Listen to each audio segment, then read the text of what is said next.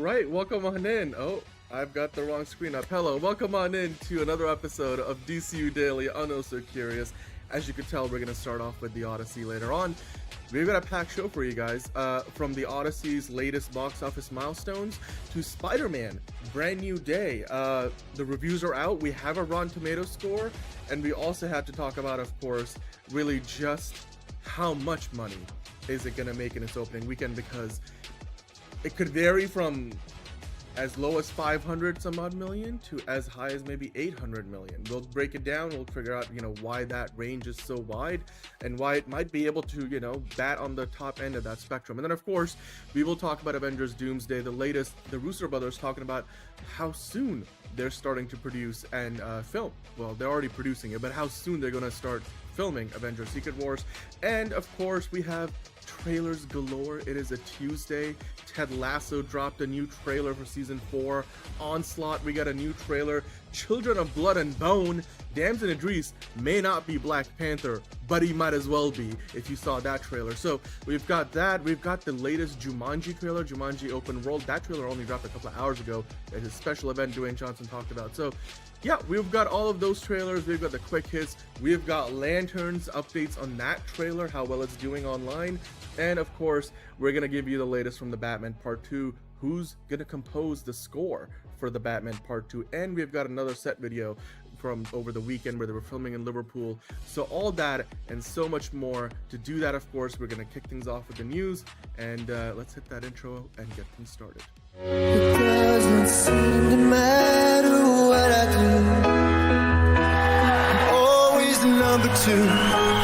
All right, Mr. I need to paint my abs on to get nominated. You don't see Robert Downey doing that. You're kidding. Robert You're Downey. kidding. I can't open the envelope without the... Warner Brothers is heading back into the Matrix with a new movie in the works. Wonder what other surprises are in store. I want to be Bruce Wayne. I like that. You're gonna love me.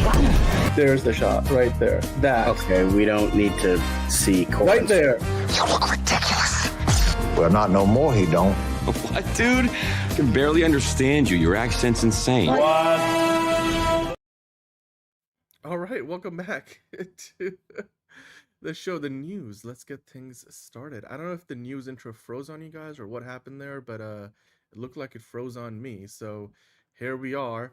All right, let me get there we got the ticker up. Okay, cool. Yeah, I guess we won't worry about the full intro today. I don't know what happened there. Anyway, honka Caleb. Monique is here. Howdy y'all. Terrific Tuesday to you. It's dry rubbed instant pot pork belly with your choice of sauce, roasted root vegetables. I mean, come on now. I don't even know how to compare that to whatever the hell I plan on eating today. So I'm just going to let that sit there. That is brilliant. Shout out to your boy, Joffrey Wong. That's right, Caleb. Joffrey Wong right there in your photo. And it is Trailer Tuesday indeed. Hello, Figure Drawing. And yeah, we are all, we're all just basking in the glory of Monique's dinner.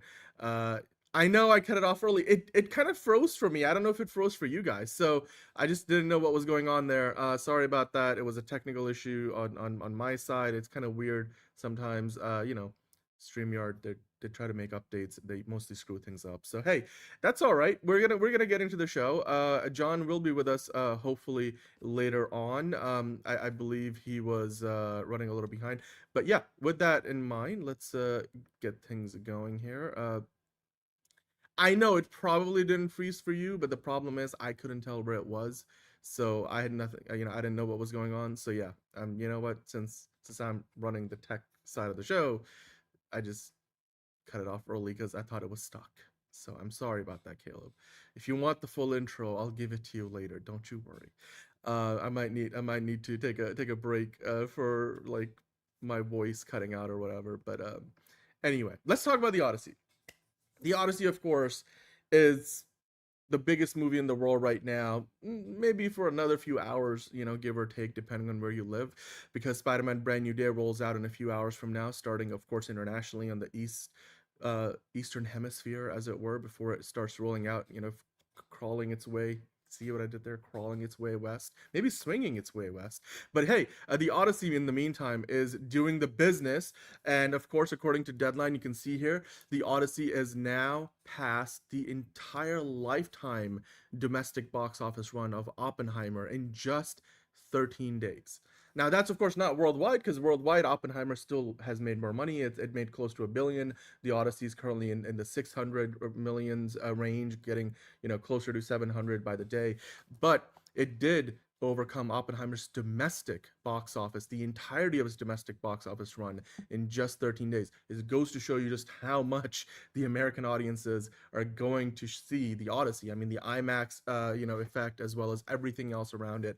Of course, Hadestown is doing brilliantly, 2 million in its Monday of release. It's kind of crazy. Like even Hamilton didn't make anywhere close to that in its first Monday of release, but Oppenheimer in 595 days, it made $330 million stateside. That includes the very last theater let go of the movie.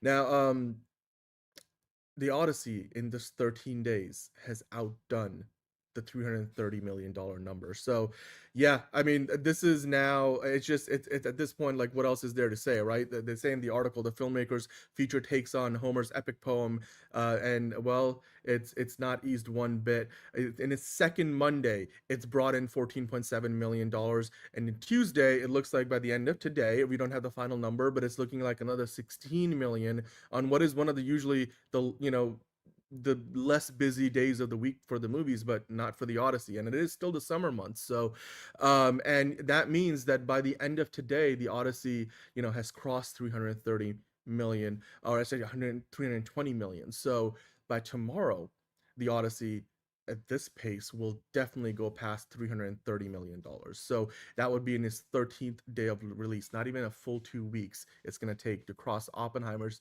lifetime cume at the domestic box office. Now, that does make it Nolan's third biggest movie domestically at the box office, the third highest grossing behind The Dark Knight, which made $534.9 million, and The Dark Knight Rises, which made $448.1 million. So with $330 million, the question becomes, I mean, can it get to those Dark Knight highs? I feel like The Dark Knight Rises it can definitely beat, but I'm not so sure if it's going to get to The Dark Knight. Over $500 million that movie made domestically, and that was like in 2008. Like, again, if you adjust that number for inflation, that's probably like way higher.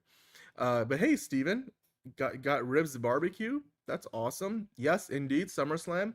I feel like their card is a little light this weekend, because where the hell is Roman Reigns at? I'm sure he's gonna make an appearance probably in that 6-man tag team match, but like you're not defending, like you're doing a 2-day SummerSlam and you don't have both of your world titles being defended. Like, come on, man. Anyway, but John is in the wind until he isn't. So John is a mystique. He is an enigma. He will make his presence felt when he wants. But yeah. So anyway, on that note, let's keep going. Caleb says, I always forget how much money The Dark Knight made. Crazy, those films made billions before the MCU. Yeah, the first ever superhero movie to make $1 billion was The Dark Knight. It made it in 2008. Iron Man came out a few months before The Dark Knight. So again, DC was winning. And yeah, in 2012, I mean, the Avengers became the first $1 billion MCU movie, the first $1 billion Marvel movie, period. And that same summer, a couple of months later, The Dark Knight Rises came out and made another $1 billion. Now, The Dark Knight Rises, I think, fell short of The Dark Knight's box office ultimately by like a few $1 million, but they're basically, $2 billion movies. So yes, 2 of the first $3 billion movies for any superhero movie, genre of films were The Dark Knight movies. So again, people forget, and they did that at a time when the international box office wasn't as well developed. The other markets hadn't matured to the point where like China wasn't as big as it is today. So yeah, impressive for its time. But the fact that Nolan's getting back to those highs today, I mean, it goes to show you it's hard to do that when you're not doing a big IP movie. But I mean, the Odyssey might as well be a franchise at this point, considering how like the kind of traffic it's getting, and again, just the viewer behavior in terms of like, this is a must-watch, can't miss movie event. You usually don't say that about movies that aren't Marvel, Star Wars, DC, stuff like that, right? Yeah, I guess if you count for inflation, Superman 70, it probably did make $1 billion, and then by that point, The Sound of Music made like 10 billion or something like that. So I think, it's just the farther back in time goes, the less inflation really gives you an accurate estimate, because again, there's a lot of other factors like the market beyond the movie. You have, like, again, when Superman 78 came out, like a fraction of the countries that where Hollywood movies play today, had an ability, or even the cinemas and the theaters, to play movies. Most of China was agrarian. They did not have thousands of movie theaters and screens that they do today. So IMAX didn't really exist. Like, things like that weren't around. So you can't really, it's an apples to oranges comparison, which is why we don't usually, on this show at least, compare the inflation adjusted numbers. But again, The Dark Knight and The Dark Knight Rises both made over $400 million at the domestic box office. The Odyssey now crossing 330 million tomorrow in less than 2 weeks' time. Will it get, close to, if not beat, either of those other two movie numbers? Well, I have a feeling it's going to probably sandwich itself in between the Dark Knight movies. So, yeah. Exactly. Time changes money indeed. Thank you, Caleb. Captain Obvious. Yeah, reissues used to be common, today not so much. Exactly, Monique. It's not very common because, I mean, they do those anniversary releases, those Fathom events, but in general, I just don't think it's one of those things where we see movies released as often as they used to, because there's so many more movies out there. So like theaters don't feel the need. So outside of the big anniversary re-releases, you don't really see that very much. But hey, let's keep going, because we gotta continue to talk about the box office. Of course, this is kind of reiterating what I just talked about with the Odyssey, but I think it is worth noting here. Fans, like I mentioned, fans are in a rush, according to Global Box Office, to see the movie before it loses all premium screens except for IMAX this Thursday, or potentially, depending on where you are, like in China, as early as Wednesday. All the premium screens are going to go. All the other premium large formats that are not IMAX will be playing Spider-Man Brand New Day. So there is a certain sense of urgency. Now that we are at the end of Tuesday as we do the show live, I can imagine why, a lot of people are going to want to see those, let's say, Dolby screenings or UVX, ScreenX screenings before Spider-Man takes over. I have a feeling the Odyssey will be around long enough that it will eventually make its way back onto those screens. But hey, you know what? It is a must-see event, and we go from one to the next. Yeah, VHS cassettes, DVD, digital. I mean, exactly. Physical media, killed reissues. Again, it's just the way, the market evolves over time. People, find new and different ways, more ways to see movies. Like now you can watch it at home, or whether it's physical media or mostly streaming. Yeah. I don't know, Caleb. I think when we're talking about box office, most people understand the idea of inflation adjusted numbers, but you do you. You do you. But you can go. I mean, look, even your personal theater experience, if you're the only man in there and you're set like in the third row, it could be your own personal IMAX, except you won't get like the aspect ratio, but that's all right. You do you, Caleb. As always, you do you. But yeah, look, the Odyssey, not only is it, on its way by tomorrow to beat Oppenheimer for its entirety of its domestic run at the box office, it's also projected to have already beaten Inception's entire $292.6 million run in just 11 days. That was yesterday. So it's past Oppenheimer. It's already passed, or it's set to pass Oppenheimer in a day. It's already passed Inception. So again, I mean, it's just, you look at the numbers, it's again very impressive. $14.7 million in its second Monday, which is only a 21% drop from its first Monday. That is wild. It actually beats out, for comparison, Deadpool and Wolverine's $12.4 million in its second Monday, especially for a rated R movie. It is the biggest second Monday in Nolan's career, the second biggest non-holiday of all time, second biggest Monday non-holiday of all time, the 13th biggest second Monday of all time overall. It actually beat out Top Gun Maverick's $12.4 million in its second Monday. So again, it's trending for that $1.3 billion. If anything you want to take away from this, I think that's what it is. And then, yeah, you look at it for Nolan, it's his highest grossing second Monday ever at the box office, beats out the Dark Knight movies, beats out Oppenheimer, Inception. And again, the second, as far as R-rated second Monday for movies, again, topping a lot of those lists. And as far as the biggest second Monday of all time, you got a lot of big movies in that list. So yeah, you got Jumanji above it, Phantom Menace, Rise of Skywalker, Shrek, Avatar, Last Jedi, Force Awakens, Rogue One. Avatar: The Way of Water. It goes to show you how popular Star Wars is as a franchise. Barbie, or at least used to be, Revenge of the Sith, then The Odyssey, and then you got Ghost Protocol, and then expecting to be up there. But yeah, there you go. So I mean, 500 million, they're saying might be a lock. It might even get to 400 million just by August 4th alone, which is a week from now. So I mean, 540 to 600 million definitely would put it on track to beat The Dark Knight's domestic number, which would become Nolan's highest grossing movie in the US box office ever. So yeah, it's gonna be interesting to see how that works with, of course, Spider-Man Brand New Day, playing in most of the big screens, especially a lot of the big premium formats outside of IMAX. So starting hours from now. So yeah, I mean, look, it is rated R. I don't know how, I mean, it's not really super R rated because they do cut away from like some of the body horror stuff. So I mean, I hear you, but like, honestly, it doesn't matter. Like, it's not a scale. Like, the rating, it's not like, oh, it's rated R. It's the rated R rest, or it's rated R sort of. Like, nobody like reads the ratings. Like, if the last I checked, it said R. So it doesn't matter like how rated R it is in terms of like, the audience. Obviously, it's less rated R than the, I guess Deadpool and Wolverine, but even then, I mean, like, it has blood in it, so like whatever. Like, it's less rated R than the first Deadpool because nobody is pegging in the movie, at least not on screen. So yeah, I mean, it has broader appeal as a result of that. But anyway, let's move on. We've talked about the Odyssey enough. We got to talk about some MCU stuff. A lot of MCU stuff today. So the very first thing, of course, Avengers: Secret Wars is gonna be here before you know it. Believe it or not, we're only months away from Doomsday, and we're months and a year away from Secret Wars. But time flies. So especially when you're the directors of the movie, the Russo brothers were at Comic-Con, and they did say, like, in response to Deadpool asking to be included in the movie, that they'll keep working on Doomsday until they pry it out of their hands. They've said it many a times.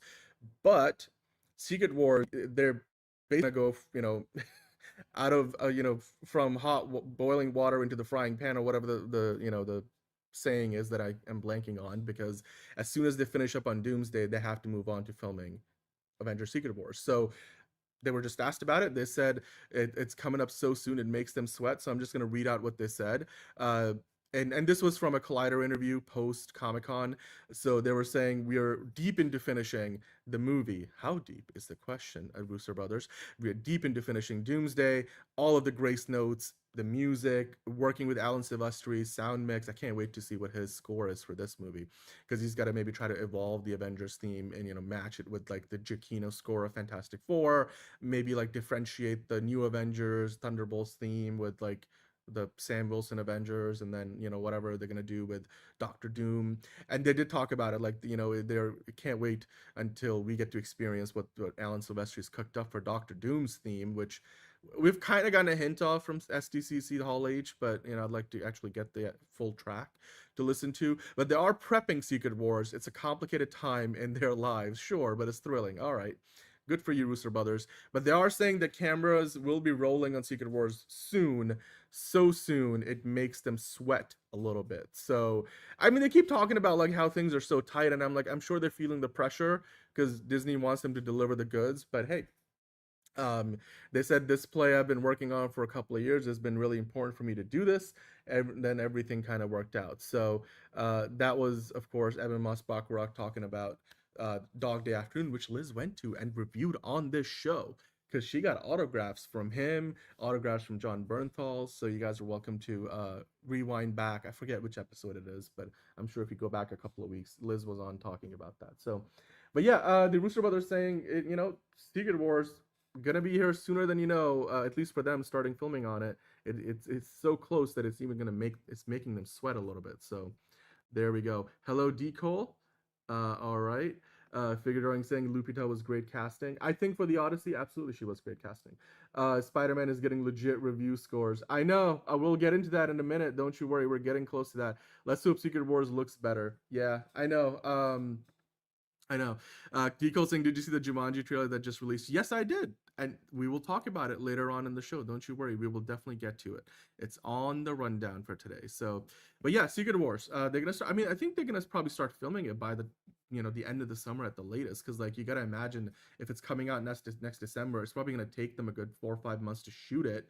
So, and then you need all the VFX work, which even if they have gotten an early start on some of the layouts, some of the shots, which were, their design team comes up with, you still got to imagine like they got to get moving here. Like Secret Wars is meant to be even bigger than a Doomsday. What gives me hope with the Russo brothers is they've done this before. They did the whole back-to-back Avengers movie thing, and that resulted in 2 movies that each made over $1 billion. One of them made over $2 billion. So I think that's where maybe Kevin Feige made, for more than anything else, was like, it's the practical logistics of producing 2 movies this big in such a short period of time and delivering them for those release dates without having to worry about any delays, even though they did delay the Doomsday. So, but I understand why, partly why they brought Russo brothers in, because they know how to do this because they've done it before. But I'm not saying that's the only reason. I mean, I'm sure you could have brought in a different director that could have pulled this off too, But anyway, I digress. Yes, we will get to the Spider-Man reviews later, D-Cole. Don't you worry. I got you covered. Terrence saying, do you think they would push Secret Wars back? I mean, that's a good question. Honestly, though, I don't think they would. At this point, it's a little late in the game because they've got a movie dated for December 2028, Black Panther 3. We know Ghost Rider is coming out in 2028, unless that gets delayed, which I don't think they will, considering they brought in Sean Levy, who's somebody who's known to be able to like turn around studio movies within a deadline. It's not like, they're going to, Matt gives them the Matt Reeves treatment. Marvel doesn't do that. So where else would you move it to? Like, there's 3 release dates in 2028. Now, they haven't officially announced X-Men yet. Maybe that will change by D23. I think they held it back because they didn't want to, spoil Spider-Man Brand New Day because, Sadie Sink, which we will get to later as well. But, like if you were to move it out of December 2027, the only place you can go is 2028. They got a February date in 2028. Actually, they used to. They have a May and a July date in 2028 right now. One of those is going to be Ghost Rider. So I guess that will be the place to go. And then you push X-Men back by another year, maybe. So I don't know. That's Secret Wars. I don't think they can push it back. I don't think they want to push it back. And at that point, we would go through another year for the first time since the pandemic days where we won't have a Marvel movie. Like if you move Secret Wars out of 2027, there's no Marvel movie coming out next year. So I just don't think that will happen. Yeah, Sean Levy is a studio director. I mean, you can look at that as a positive, honestly, if you want, or you can look at that as a negative. I mean, I think in general, when we talk about Sean Levy, we look at that as a negative because, we worry about, well, is he the right man for the job? But, there's a lot, there's positives and negatives to Sean Levy. I think on the safe side, he is a safe director. Like, he's going to give you something, you know what to expect, and what he is able to deliver ultimately is going to have a certain, floor for quality, which I appreciate. Is it going to be the most innovative thing we would have gotten, in terms of what a Ghost Rider movie could be? No, definitely not. There's nothing that tells us otherwise. But hey, you know what? They want to get it done on a deadline. I think Kevin Feige was so, like, he talked about it, like he felt like a legit loser because of the situation with Blade, and to a certain degree, I believe him because I know it's not all just him trying to be just self-deprecating for the sake of being humble, but I understand that. I think for Kevin Feige, not having to worry about a movie concept that you have to then redo and hire 3 director replacements, and even then not be able to get done and out the door. Like, he doesn't want the Blade situation to repeat. And I think their way of ensuring that, and for better or for worse, is to make sure that they bring in a director who's a safe pair of hands. And so I appreciate where they're going with that. I appreciate the from a producing standpoint that you bring in Sean Levy to direct Ghost Rider, but I also understand that it's again, it's not really gonna result in the the most groundbreaking version of a Ghost Rider movie that we could have possibly gotten. So, yeah.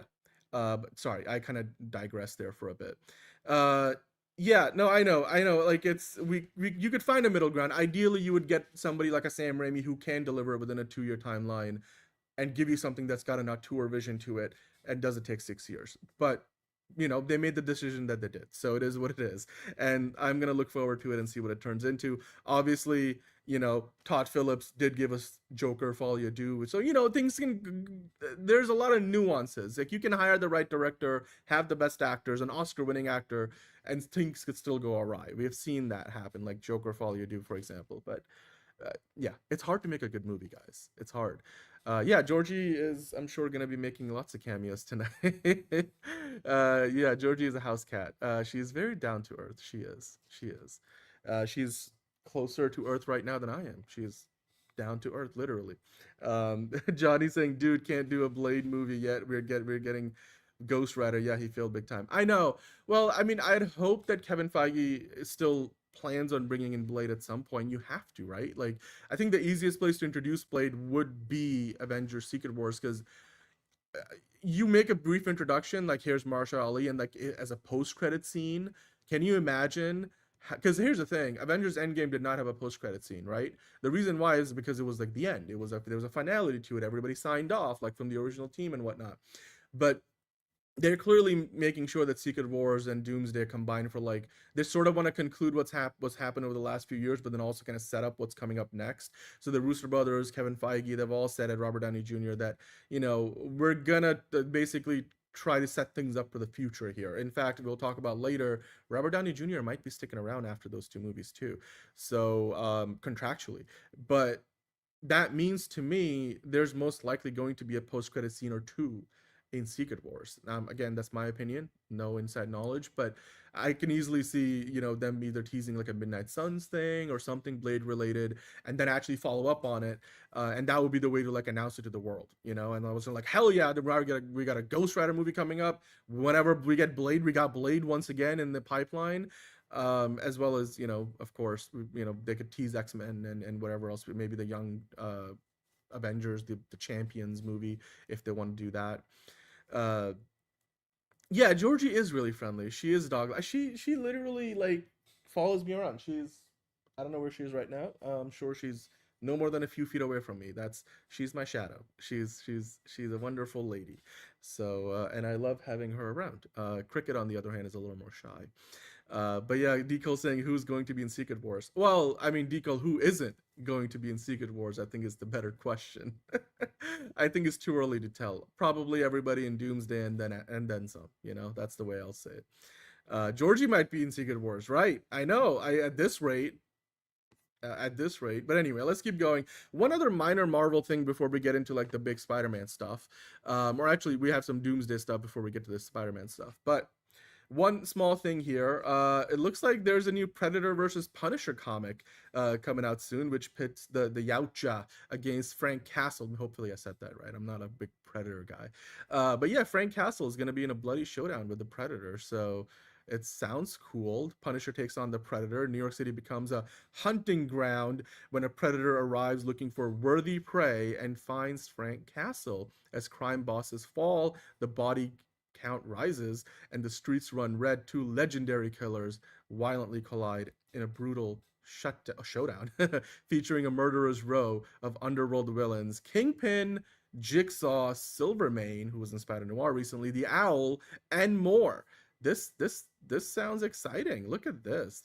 Predator versus Punisher. I like this. I like the sound of it. I don't know how good it will be, but sure, I'll give it a try. Why not? It looks nice. It looks nice. Hey, M2G, and yes, Caleb's got Jeffrey Wong as his profile photo, in case you were wondering. Yeah, here's a list of who, to quote Gary Oldman, everyone. Was that from his show? What's that? Slow Horses? Is that where that's from? Or maybe a different movie.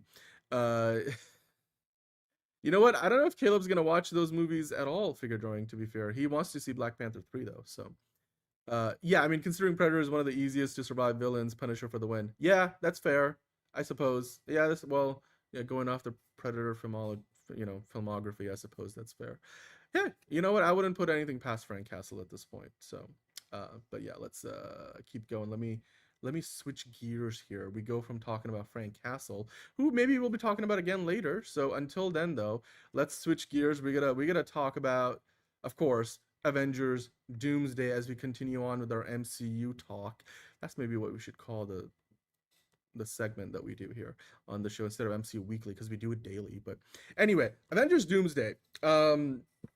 I saw this interview. This happened on the same day as San Diego Comic-Con Hall H, so on Saturday, and then they did a bunch of interviews. I think this one was one of those press junket interviews that the entire cast of Doomsday was doing, and Robert Downey Jr. kind of kicks things off by saying like, hey, he has seen the cut of the movie, because basically a lot of the actors were saying we haven't really even seen much beyond what we were a part of. And then Robert Downey Jr. was like, hey, I've seen the whole cut, and we may redeem ourselves yet. John is here. Hello, John. Hello. Sorry, got caught up with a lot of stuff. So how you doing? I apologize for that. Apologize for the lateness. But hey, I'm never late on this damn show. Either I'm not here or I'm here. So you know what? I think I could afford a few lateness. Almost absent. It's fine. We're good. I'm here. Sure. And we're here talking about slop. Just in time for the slop. Let's go.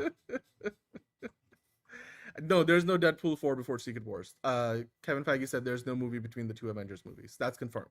So unless he's lying to us straight to our faces, which people in Hollywood do once in a while. But yeah, and just look at Ryan Gosling and Andrew Garfield. Yeah, honka George. I'm glad George is on the show today. Hope so. RDJ Movie Star says my movie good. I know, but here's the thing. Look, RDJ may be hyping it up, maybe, but like there was some. I think it was Figure Drawing. He left a comment a week ago that he doesn't need Doomsday to be a good movie. It's not a movie that needs to be good. It just needs to bring the fans into the movie theater. And I'm like, the fact that Robert Downey Jr. and he's not the first. This is not even the first time he has said it. He's not the first one to say it. Kevin Feige has said something to that effect. The Russo brothers has said something to that effect. And they all say it, which is basically they're addressing the fact that the MCU has been pretty hit or miss, if not mostly shit and somewhat good in the last few years, especially since Endgame. And so when they say stuff like, we may redeem ourselves yet, they're talking about the fact that they want Doomsday to be really good. They want it to be as good. And if it is good, if not great, then I think it not only is going to make more money, but also is going to provide a lot of guaranteed safety net for the X-Men movie, which will be a reboot of those characters. It's going to provide more of a safety net for Ghost Rider. People's expectations will be higher. More people will go to see Secret Wars because they're excited about what's to come next. So it does matter not only for the movie that's coming out now, but also for the movies that are going to come down the road, because like Thor Love and Thunder, people were like, Chris Hemsworth should retire. After Thor Ragnarok, people were like, I want 5 more Thor movies. So it matters, because even though Thor, not a good movie, made $700+ million, even though Rise of Skywalker, not a lot of people like it in hindsight, made $1 billion, the Star Wars franchise has had 1 movie since the Rise of Skywalker. And guess what? The Mandalorian and Grogu did not do shit at the box office. And not just because of what it was, but also because how Star Wars is perceived now because of that trilogy and how Rise of Skywalker left things off. So it does have an effect. Like 1 movie. So that my argument here is, if I can digress and finish digressing, is that to that comment from Figure Drawing, yes, Doomsday needs to be good. Doomsday needs to be great, because the future of the MCU does depend on it. So there's no excuse for it to not be good. And yes, the first trailer was absolute dogshit trash that, a dog wouldn't even take out of the trash. You would probably piss on it. That's how bad that trailer was. Yeah, it's like the opening of Supergirl where Crypto pisses on the newspaper. Pretty much. Like the moving posters from Harry Potter lying on the floor, Crypto pissing on it. That was that first Doomsday trailer. But the second Doomsday trailer that they showcased at Comic-Con, at Hall H, which we will probably get behind or ahead of Spider-Man Brand New Day in a couple of days' time, that is a lot better. That is the trailer they should have let off with. I know they wanted to put the trailer that this showed to CinemaCon earlier this year out into the wild, but it took too long to do it.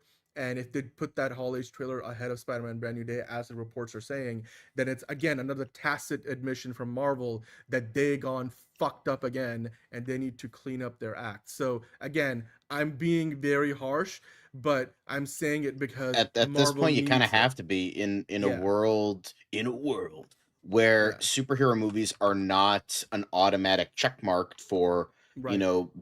millions upon hundreds of millions of dollars. You gotta really buck up and not fuck up. You gotta buck up, Exactly. shut up, and don't fuck up. Because I mean, if you're not like the creme de la creme every time, you're gonna get dragged. I mean, look at Marvel through 4 and 5. Look at fucking literally one mid DCU movie and breaks through the fucking coals. The DCU's done. James Gunn should be fired. And I heard that from stark DCU fans too. Like just automatically. Like you in this day and age, like now, because I forget who said this quote. Where he was like, yeah, I'm getting like triple the amount of offers for video game movies than I am for superhero movies. So it seems like video game stuff is going to be the new creme de la creme. Well, there's a lot more IP to exploit. Yeah. That you have that. Meanwhile, superhero stuff is never going to go away. It's just not going to be the fucking peak of peak. Like that, where like fucking you could shit out Suicide Squad in 2016 and boom, that shit makes $700 million fucking dollars. You can't do that anymore. You can't do that. You actually have to. I know this is crazy. Try. I know. Fucking crazy, bro. Crazy. You gotta like try and give a shit. Feige and Gunn. Crazy. My God. Insane. Yeah. But yeah, I mean, what a concept. I mean, but like, here's the thing though. Marvel, like, John, to be again, just for a moment, like we could to meander on this for a second. Marvel's track record was pretty solid all the way till Endgame. Especially, like, I feel like Marvel really peaked in Phase 3. Like, there was a period of time when they were literally. I don't know about that, but again, okay. I know. I mean, I'm saying like your personal opinion aside. I'm just saying like financial success, critic reception, audience reception in general. Marvel was hitting home runs left and right for the most part.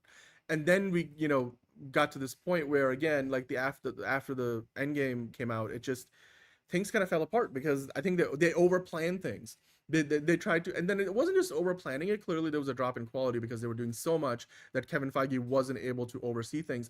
Now again, kind of like what the DCU was going through, it's when you are a very producer driven franchise where the producer really is like the man who's running the show, a man or woman running the show, and is somebody who's going to, I don't know, have a outsized effect on the quality of the movies that you're producing and TV shows, then obviously when that producer is no longer able to oversee all the projects, then there's going to be a dip in quality because that secret sauce is missing. So I think that's why they're also not putting out another movie between the two Avengers films, because they just don't want to have a situation where again they're trying to handle too much because these two movies are so big.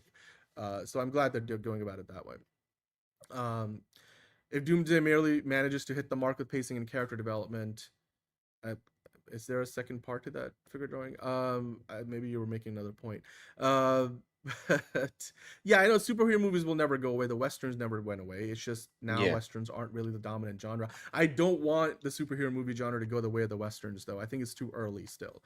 Like, there's more stuff to mine. Also, the Westerns look, the Western genre inherently is more limited in terms of where you can go with things. With neo-Westerns, you could change things up a bit, but I think you compare that to superheroes, way more stuff you can dive into, more comic book IP, more directions to go in, more genre crossovers, genre bending, things you can do. So I think there's a long runway for superhero movies yet. It's just that people just are tired of younger people are tired of VFX spot fests.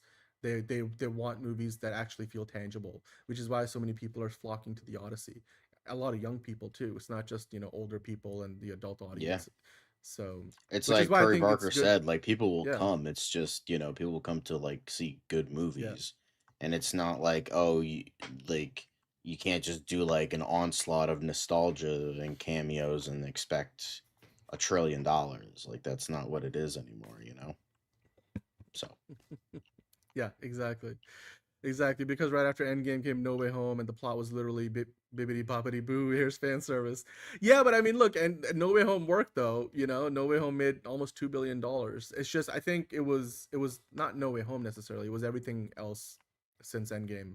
That not literally everything. I think Shang-Chi was great, for example. There's been some high points, but then some of their high points haven't been very high either because Miss Marvel was one of the best shows they put out, but one of the least watched ones on Disney Plus. So it's just they've had a lot of ups and downs, but I'm glad that maybe this will provide them the clean slate moving forward.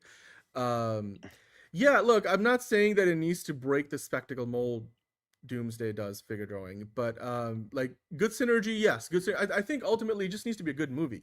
Like making movies are hard, and especially when you have 50 some odd main characters in your movie, it's especially hard because you got to give them all screen time. Another reason why they probably brought in the Russo brothers, because they did it before. Something that not a lot of directors have proven that they can do that and deliver two movies within 24 months of each of production timeline. Yeah, and 12 months apart to the release dates. So anyway, I mean, look, there are rumors that Tobey Maguire will be in Avengers Doomsday, so keep your eyes out for that. Keep your eyes open because it does look like he's going to be in there. They haven't confirmed it though, but I suppose we'll find out sooner than later. So yeah, well, I mean, look, calling for a movie to fail, Caleb, I will never do that because again, I want movies to do No, well. because I want like So if Hollywood people exists. if people are flocking to the theater to see Yeah. fucking I don't know, minions and monsters, that's a win for theaters. If people are Yeah. flocking to see Toy Story 5, even though I don't think it should exist, I think ending with the third movie, at the end of the day, that movie made $1 billion.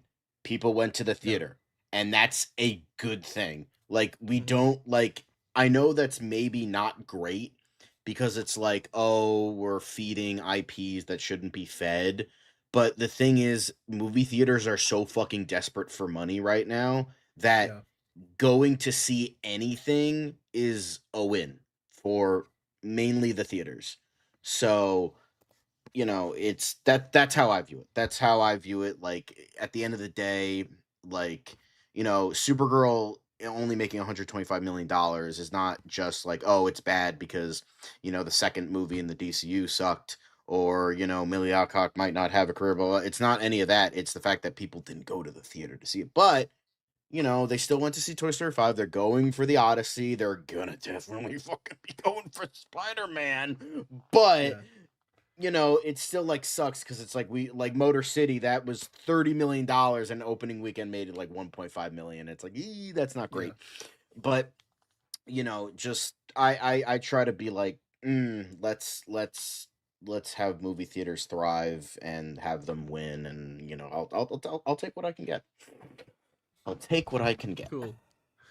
My cats are like exploring things. I just heard Cricket sort of making funny sounds. Anyway, all right. Well, we're gonna keep talking about Avengers Doomsday because there's more stuff, especially from RDJ. John, today, Page 6 put up an article which I thought was interesting. Comicbookmovie.com kind of summarized it, as they do a pretty good job of usually, and that article revealed Robert Downey Jr.'s pay for Avengers Doomsday and Secret Wars, as well as potentially, him sticking around beyond Secret Wars. So I want to get into this real quick. Apparently, I mean, look, this is from the previous set of movies he did. Robert Downey Jr. earned $500 million, $500 million for his roles in the 4 Avengers movies. That, of course, being the first, well, you got Avengers, Age of Ultron, Infinity War, Endgame, the Iron Man trilogy, and Civil War, as well as Homecoming. He got $500 million for all of those movies combined.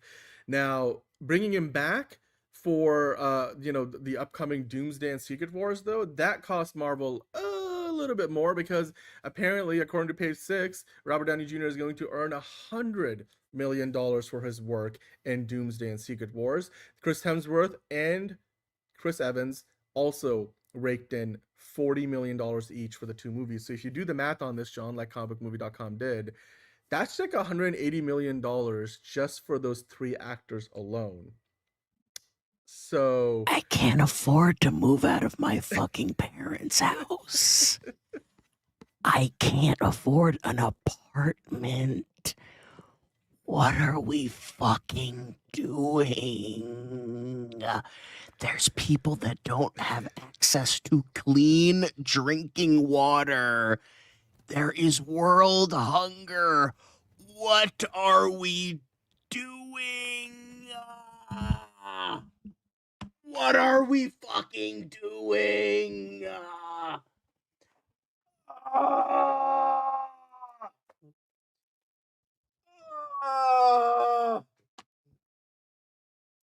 I hate everything. Why?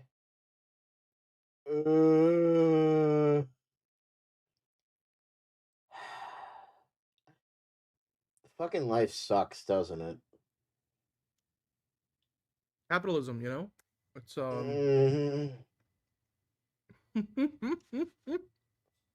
I'm gonna get booze. I'll be back. Okay. While John goes and does that, you know, well, he's not RIP, but you know, he'll be back. Um, so yeah, according to the Page Six report, again, they did mention that the combined budget for the two movies, Secret Wars and Doomsday, is around $600 million. So I don't know. That's like 30% of the budget going to just 3 actors for those 2 movies. I wonder what, you know, Simu Liu is making. Like, I wonder if he knows how much RDJ is making for the movie. Although, again, apples to oranges. Like, literally, RDJ is the most popular actor in all of Marvelverse, and Simu Liu did 1 movie. So, you know, I get it. Like, you know, but, yeah, apparently it did take a dark turn, Monique. And hopefully John will return in Avengers Doomsday. But anyway, so it looks like it is, you know, cheaper than Infinity War and Endgame, because those movies apparently end up costing Disney $800 million altogether. So for $600 million, hey, look, they found a way to save $200 million. Maybe, you know, because they didn't have to pay Scarlett Johansson, who probably commanded a big salary. And you know, we don't really know if Hawkeye is going to be in any of these movies. So I mean, I'm sure not paying Jeremy Renner, because the more you work in a franchise, the more appearances you make, the more you can ask for. So the original 6 Avengers are now those actors are the costliest actors Marvel can have. And RDJ is like the oldest of the bunch, and he always had better deals because of the early deal that he cut. Like, he ended up making $50 million for the first Avengers movie, and just the back end points deal that he had. So yeah, it makes sense that the 3 longest tenured actors in the MCU are making the most money. Now, of course, this is where things get really interesting, according to Page Six, because one source says that Downey's colossal payday covers something more than just the 2 films, perhaps a cameo in another Marvel offering. Now, I don't think that's the Fantastic Four cameo, because that was probably, you know, a stand-in, because there's no way they put Robert Downey Jr. in that costume just for like an over-the-shoulder shot that we didn't even get to see his face. But it does make you wonder, like, will RDJ stick around in the future of the multiverse saga? Will he make other appearances elsewhere? Is he going to maybe have a reprisal as Tony Stark, like, or he will reprise his role as Tony Stark? Like, that could be something in the works, maybe. There's been rumors that he might be playing a version of Tony Stark and Doctor Doom in Secret Wars. Like, I mean, I don't know if that doesn't count as another project, but maybe Doctor Doom becomes the infamous Iron Man in the comics, you know, after a while. So it does feel like that's something more. Maybe he shows up in Fantastic Four too, you know, like it's very possible. After all, that would make sense, considering he's the Fantastic Four's and Reed Richards' arch nemesis. So yeah. Hey Jalen, you just got here. John, I think he's okay. I don't know where he went, but he will be back. Hopefully John will return. Hopefully in Avengers Doomsday. Probably not, because he's not even going to see the movie. But hey, RDJ, though, making $100 million. I bet you that doesn't even include his back end points deal. He probably is going to make money on the back end after the movie, you know, has made a profit at the box office. So $100 million might be the low end of that's just the guarantee that he's got to come back for these 2 movies. But you guys let me know, is that impressive enough for you guys? $100 million. Remember, Tom Cruise made $100 million from the revenue sharing deal that he had, the points deal, the back end points for Top Gun Maverick. So I can only imagine, you know, what RDJ might be, you know, in for, considering how big of a movie, or how big of movies these Avengers films will be. So Yeah, John is going through some existential dread. He will return. But while John is, figuring things out, the latest Avengers Doomsday Edition, which is, of course, Peggy Carter, Haley Atwell. She was at Comic-Con. She didn't say anything, but she was on stage. She was standing right next to Chris Evans. So Peggy is back, and she was recently, again, after Hall H, doing all those press junket interviews, and she was asked about, well, how much of a role do you have? And, did you get a chance to work with RDJ? And this is what she had to say. I'm going to zoom into this so I can read it a little more easily. There we go. So she said, talking about RDJ, that his presence on set was so enigmatic as Doom, and, talking about how Robert, in between takes, he invites people to eat lunch with him, and he's super open and fun and wants everyone to have figure a good drawing time. gets it. Jesus Christ, guys, I was just getting chips. My mom hid them. I couldn't find them. That's literally it. I'm just getting chips. Yes, we're good. We know you're okay, John. We know you're We're okay. good. It's fine. But Anyway. as I was saying, so as Haley Atwell was saying, he wants everyone to have a good time. Robert Downey Jr. when he invites people to eat lunch with him in between scenes and stuff. But then when he's Doom, Haley said, it's so enigmatic, it's so domineering that it's really intimidating and very powerful. And then she went on to say, describing her own process on set, that when I was in scenes, I didn't want that illusion to be broken for me. So I kept that feeling of, I don't know who this person really is and what they're capable of, but I just know there's a darkness there. So to me, more than anything else, John, it makes you wonder, is Peggy Carter going to share a screen with Dr. Doom? And therefore, are the rumors true that Doom may be going after Stephen Peggy's son? Like, what do you think? That's definitely a case. That's definitely, because a lot of the stuff, a lot of the rumors did come true. Mm-hmm. So I'd be willing to bet I wouldn't that. be surprised. But I've also heard remember the rumor where it was Mm-hmm. that Doom was going to go after Franklin Richards. Right, yeah. And I feel like that makes more sense because Franklin Richards is like an Omega level, fucking mutant or whatever the fuck. See, he has the power to like warp reality and shit like that. So it would make more sense if he wants to go after Franklin Richards, because maybe he's using Franklin Richards to create Battleworld. I don't know why, their son would be special. Like, no offense, but like I assume he would have his father's powers, and yeah, sure, that's kind of powerful, but it makes way more sense to go after Franklin Richards, especially with the post-credit scene for Fantastic Four. So that's I could see it. But I feel like Franklin Richards makes more sense. Time for dance theory time. There's been a rumor. There's a rumor going on, but the whole, well, I mean, we see the poster. It's not really a rumor at this point, but you basically know that Dr. Doom or Victor Von Doom blames Steve Rogers for creating incursions because he went back in time, decided to stay and have a family with Peggy, and then Loki. It was like, we're going to prune your timeline, so we're going to move you from this new universe you created, which we have to prune now, to 828, where the Fantastic Four and Victor Von Doom are. But because, now you have a Peggy from this prune timeline, and you have a Steve from MCU 616, or whatever you want to call the MCU timeline, and then they have a son living in 828, I'm guessing that's probably the cause of maybe many incursions. And apparently Dr. Doom was working on experiments to try to stop the incursions, and then when something went horribly wrong, his wife and his child died as part of that accident, and this tragic accident now, and probably what caused him to get disfigured. Now, there's been rumors that what's going to happen in Avengers Secret Wars is when he does create Battleworld, he's going to make Invisible Woman and Franklin Richards basically like his wife and son. Like, they're going to get resurrected as that. Hello, Anthony.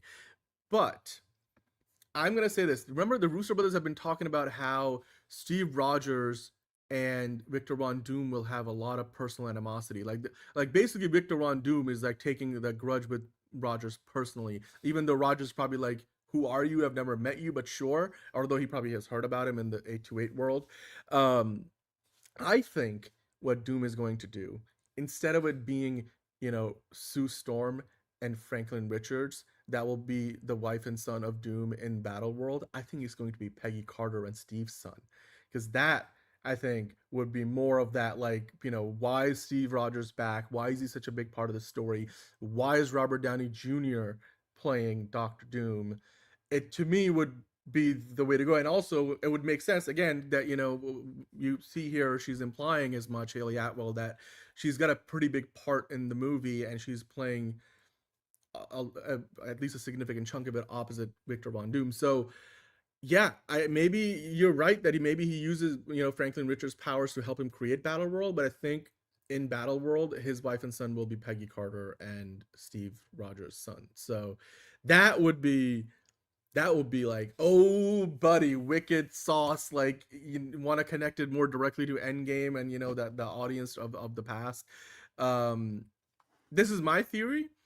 Obviously this is just a theory. There's no there's nothing that is confirmed or even hinted at this. So I just thought it's right there in front of us. So maybe this is the way they go.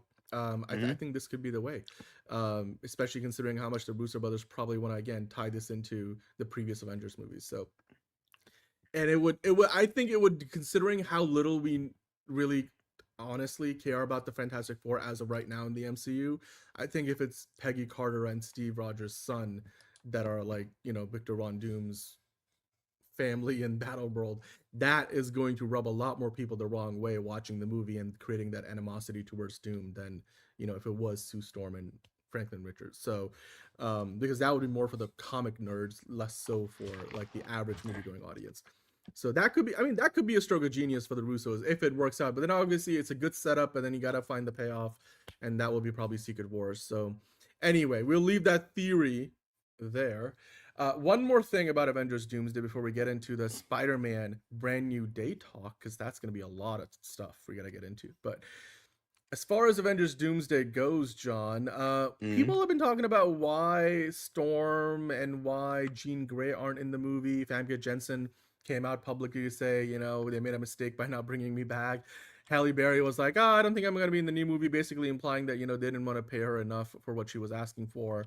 And it does feel like both of them are not indeed, at least in Avengers Doomsday. Now, the Russo brothers were recently asked about this on Entertainment Tonight's one of their interviews, again, from Hall H during the press junket. And this is what they had to say. They said, we won't answer specifically, but I will say this, and Anthony Russo said, the history of the X-Men is really special to us. All of those characters are loved, and we thought a lot about their history, so they feed into this movie in a very meaningful way. Now, that's not really very, again, specific, because they said they won't answer specifically, but do you think that they're just going to tell us that, Rogue, Storm, and Jean Grey are all dead?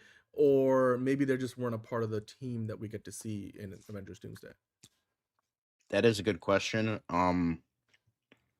I think I could definitely see them being dead, because technically, even though it was redone in X-Men Days of Future Past, the continuity for the X-Men is like fucked. So they could just be borrowing from like technically 66% of those characters did die in some vein. Famke Janssen as Jean Grey died in X-Men The Last Dance. Storm died in Days of Future Past, alternate history, but she still died. Right. Rogue is the only one that didn't die. That's true. But depending on who you ask, like in X-Men Days of Future Past, the non-Rogue cut, the theatrical cut, she was in a camp and maybe like, oh, she died there. So like they could borrow like, oh, this person got killed and like kind of make it sort of canon to like be like, oh yeah, they all died. They've died fighting the incursions, whatever the fuck. They could do that. It would be a little cheap and it would be a little suckish, but like technically a bunch of those characters did die in the X-Men continuity. So they could maybe make that like kind of work. But yeah. I mean, you know what? Honestly, I don't think they're even going to address a lot of that. Like, if they're not there, they're not there. Like, they might just give us a line or like, we've been fighting these incursions for so long, we have lost so many of our brothers and sisters, and that might be all we get. Yep. And you know what? Honestly, I'm kind of okay with that, because these X-Men, again, because the X-Men continuity, continuity schmontinuity as it was known for, the Marvel's not going to try to untangle those threads for the Fox universe. They're just saying, look, this is our representation of the X-Men. We brought the actors back to play some of those iconic iterations. We'll leave that there. We didn't bring back everybody. Now, here's the thing. For all the ones that are missing in Doomsday, you might get a lot of them in Secret War anyway. So it's like, at the end of the day, like Halle Berry had said at one point, well, she might be having conversations. So maybe like eventually they figured out something for Secret Wars, but not for Doomsday. So I wouldn't be surprised to see all of those missing characters from Doomsday to show up in Secret Wars. I also wouldn't be surprised if Famke Janssen and Halle Berry have just straight up been like lying through their teeth because Marvel works that way. Like just watch Andrew Garfield's interviews from a few years ago. So yeah, X-Men continuity. There's no such concept. Continuity, schmontinuity. Yeah, exactly.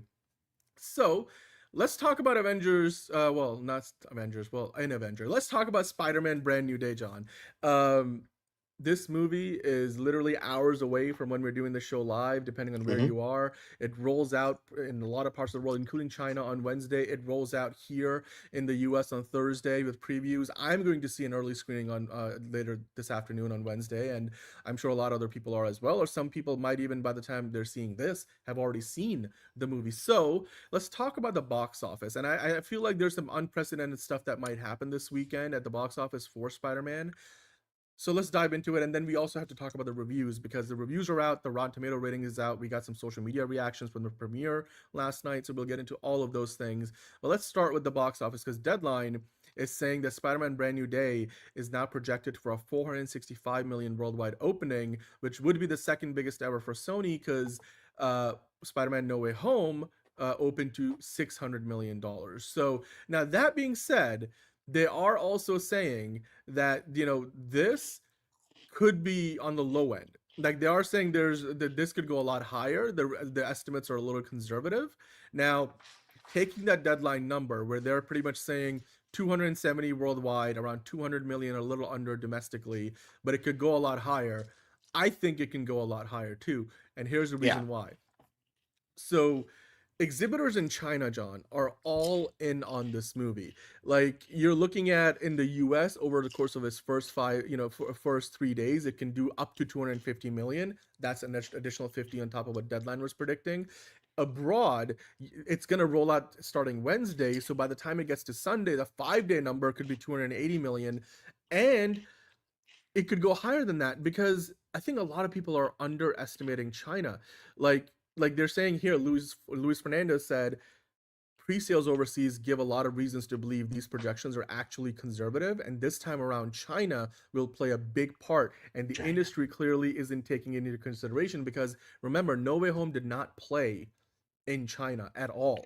So anybody in China who has seen No Way Home has seen it illegally, but clearly they're excited about this new one. So at the summer, after also the summer release, Lewis said the increased front loadedness in these movies, the pre-sales and the face-off of the Odyssey might be helping, or might also be holding the industry back into betting much higher. Basically, they're saying that the industry is providing a very conservative estimate. I have a feeling by the time we get to Friday, these numbers will rise significantly, even from Deadline. Now let's keep going, because again, making the case for why this can potentially do even more. Look at it in China, John, and look at it just worldwide. At the global box office, Spider-Man Brand New Day has already earned $200 million. $200 million before a single movie screen has played the movie. So altogether, according to global box office, hello Brian, altogether, before the movie comes out, Spider-Man Brand New Day has got $200 million in pre-sales. That's wild. The surge has been just epic, because the reactions came out from the premiere. The tickets, obviously, on sale have been for weeks. The pre-sales have gone up significantly in just the past couple of days. So now the movie has made $200 million, more than Supergirl made in its entire cinematic run at the theaters, and the movie hasn't even come out yet. Like, there's a possibility this could do better than Doomsday, like MTG is saying. It's very possible at this rate it could hit $2 billion, because it could have an $800 million debut, John. We talked about this yesterday. I just wanted to bring it up again. this is from a couple of days ago, and now the same account was saying they've got $200 million in pre-sales. Just a couple of days ago, it was $120 million. So an extra $80 million of tickets were sold in just the past couple of days. It's uncharted territory. I don't think we've seen this since Endgame, which debuted it's uncharted $2 billion territory. But yes, yeah. Thank you. Pun not intended, but well taken nonetheless. So yeah, I mean, it's possible that even 250 might be, a little under what it actually does. It could do 300 million domestically. It could do 800 million worldwide, which would mean another 500 million from abroad. And I just want to kind of break this down a little bit further because like you look at what China, like again, if you want to see how well it's doing in China even before the movie comes out, there's going to be 160,000 screenings of Spider-Man Brand New Day this week in China.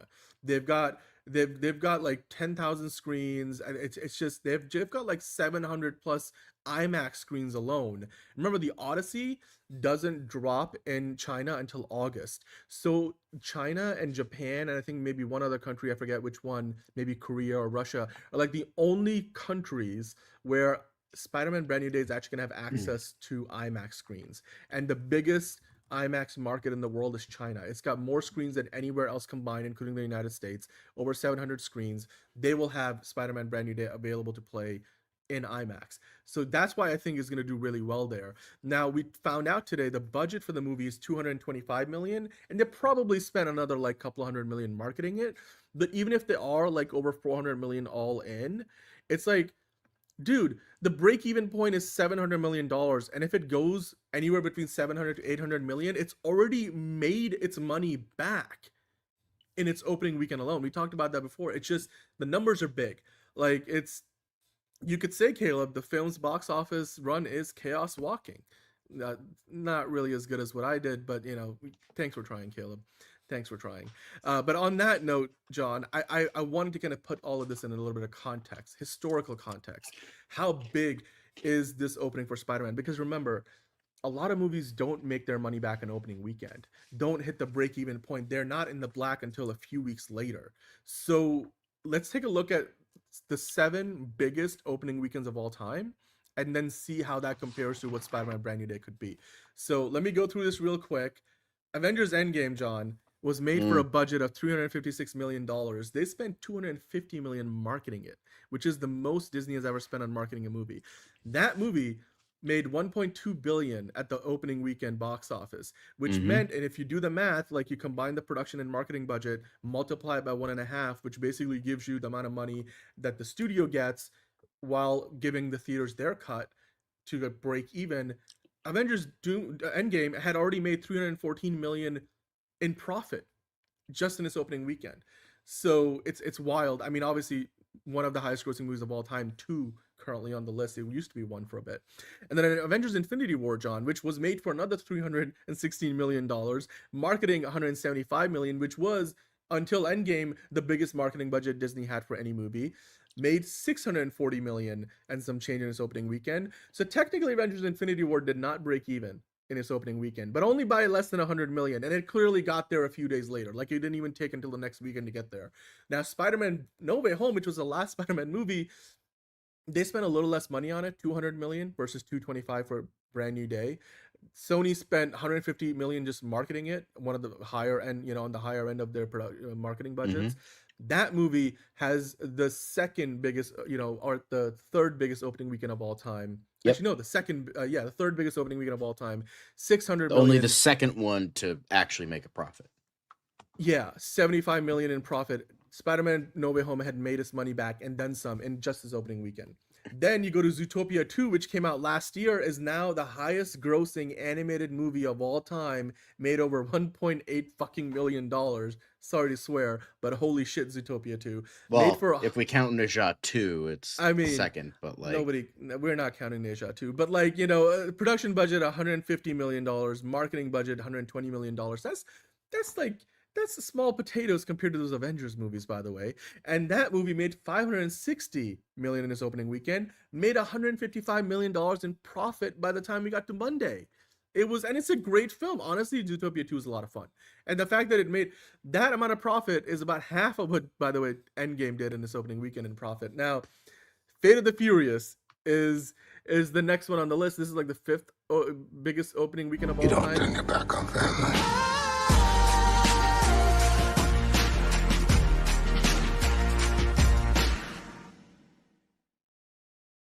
Made for $250 million, marketed for $175 million.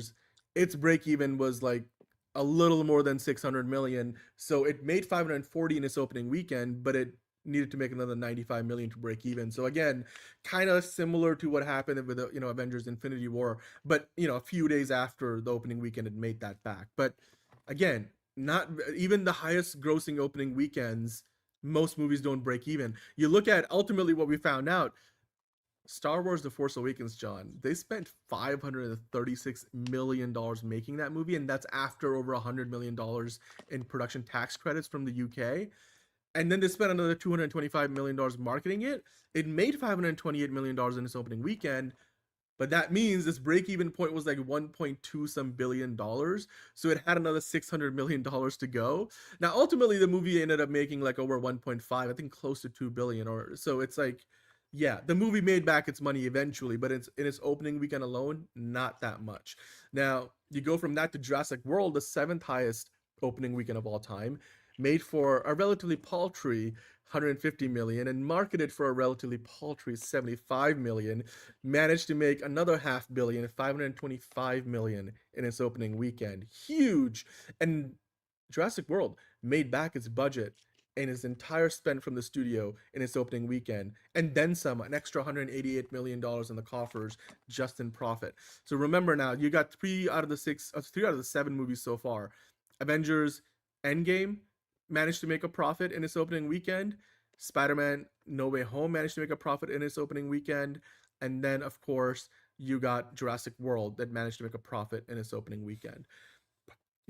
Pretty impressive there. Now, if we go off the prediction that it can hit the $800 million number in its opening weekend, Spider-Man Brand New Day, $225 million budget, $175 million projected marketing budget. Now, these are estimates, but these are the numbers that we know.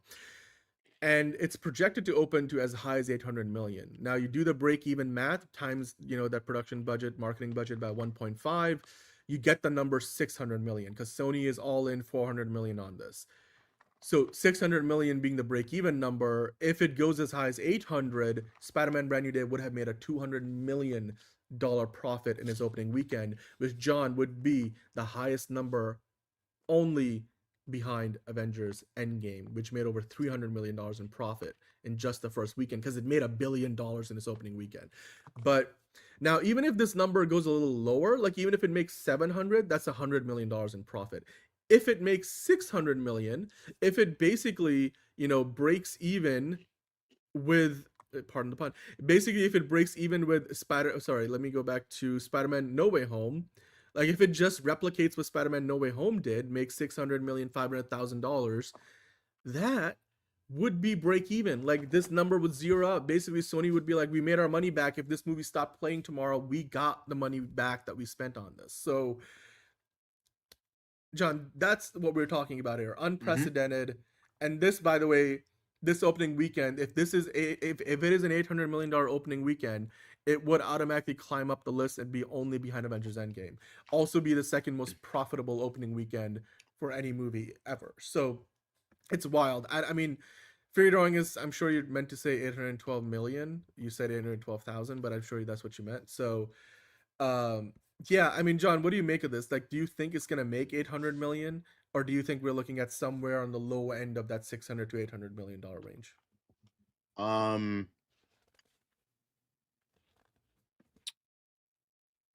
I think Kevin Feige is going to spend this weekend with a lot of champagne. Well, I mean, I think, and probably with a lot of hookers and blow too. But that's I think Tom Rothman is going to spend the weekend with a lot of champagne, because like for Sony and Amy Pascal and stuff, this is going to be huge. But yeah, Kevin Feige as well. Although he's probably also going to be working on editing with post-production with Doomsday and whatever else he's got to do with Marvel, which is a lot. But yeah, I mean, I think 800 million look, I'm not saying it's easy to get there. I think 800 million is probably the ceiling, but I definitely think it can go that high. There's no guarantee here.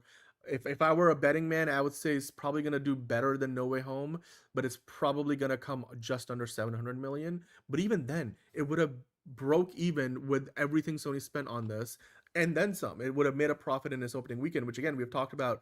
Only 3 of those movies in the top 7 have done that, and they were all billion-dollar movies, which means automatically this will be a billion-dollar movie. But then it's just a huge start. Now, to your point, Brian, marketing for movies doesn't stop when the movie's out, but a lot of that money has already been earmarked and assigned to all those ad buys and media buys already ahead of time, and then the marketing does kind of trail off. Like if a movie is doing fantastically well, you will see more ad space being bought, but it won't be nearly to the level that the studio already spent before the movie. I just suppose that water released. is wet because that's technically incorrect, but that's beside the point. Yeah. But John, I wanted to also kind of, for context, like think about like 200 million would be basically the budget of the movie if it makes it back in its opening weekend. Now, these are on the high end of the spectrum. All of these movies we've talked about are billion-dollar movies. Brand New Day will probably be a billion-dollar movie. But you look at like, just for like some film nerding out, some of the most profitable movies in terms of like the return on investment, like Monique always likes to point out, are all horror movies. Like the production budget for Obsession was $750,000. Even after, you know, Blumhouse and Focus Features spent 15 million buying the movie at TIFF and then, you know, marketing it for another 20 million, they currently have made, and it's a running tally, $458 million and then some. It's still going. So the return on investment for Focus on Obsession, it's like for every dollar they spent, they got $12.82 back. That's 611 times. That's 61,000% return on investment. That's huge. I mean, again, putting it in perspective, I mean, I'm not saying Spider-Man is going to do anything that big, but you talk about like on the absolute like insane scale. Let's go back in time, John. The original Saw was made for $1.2 million. It made $104 million at the box office. That was a 8,570.5% return on investment. For every dollar that movie, you know, was spent in production and release, it earned back $86.7. Now, John, the Guinness World Record holder for this is, of course, Blair Witch Project, which I know you're not a big fan of, but just look at these numbers. They made that movie for $60,000.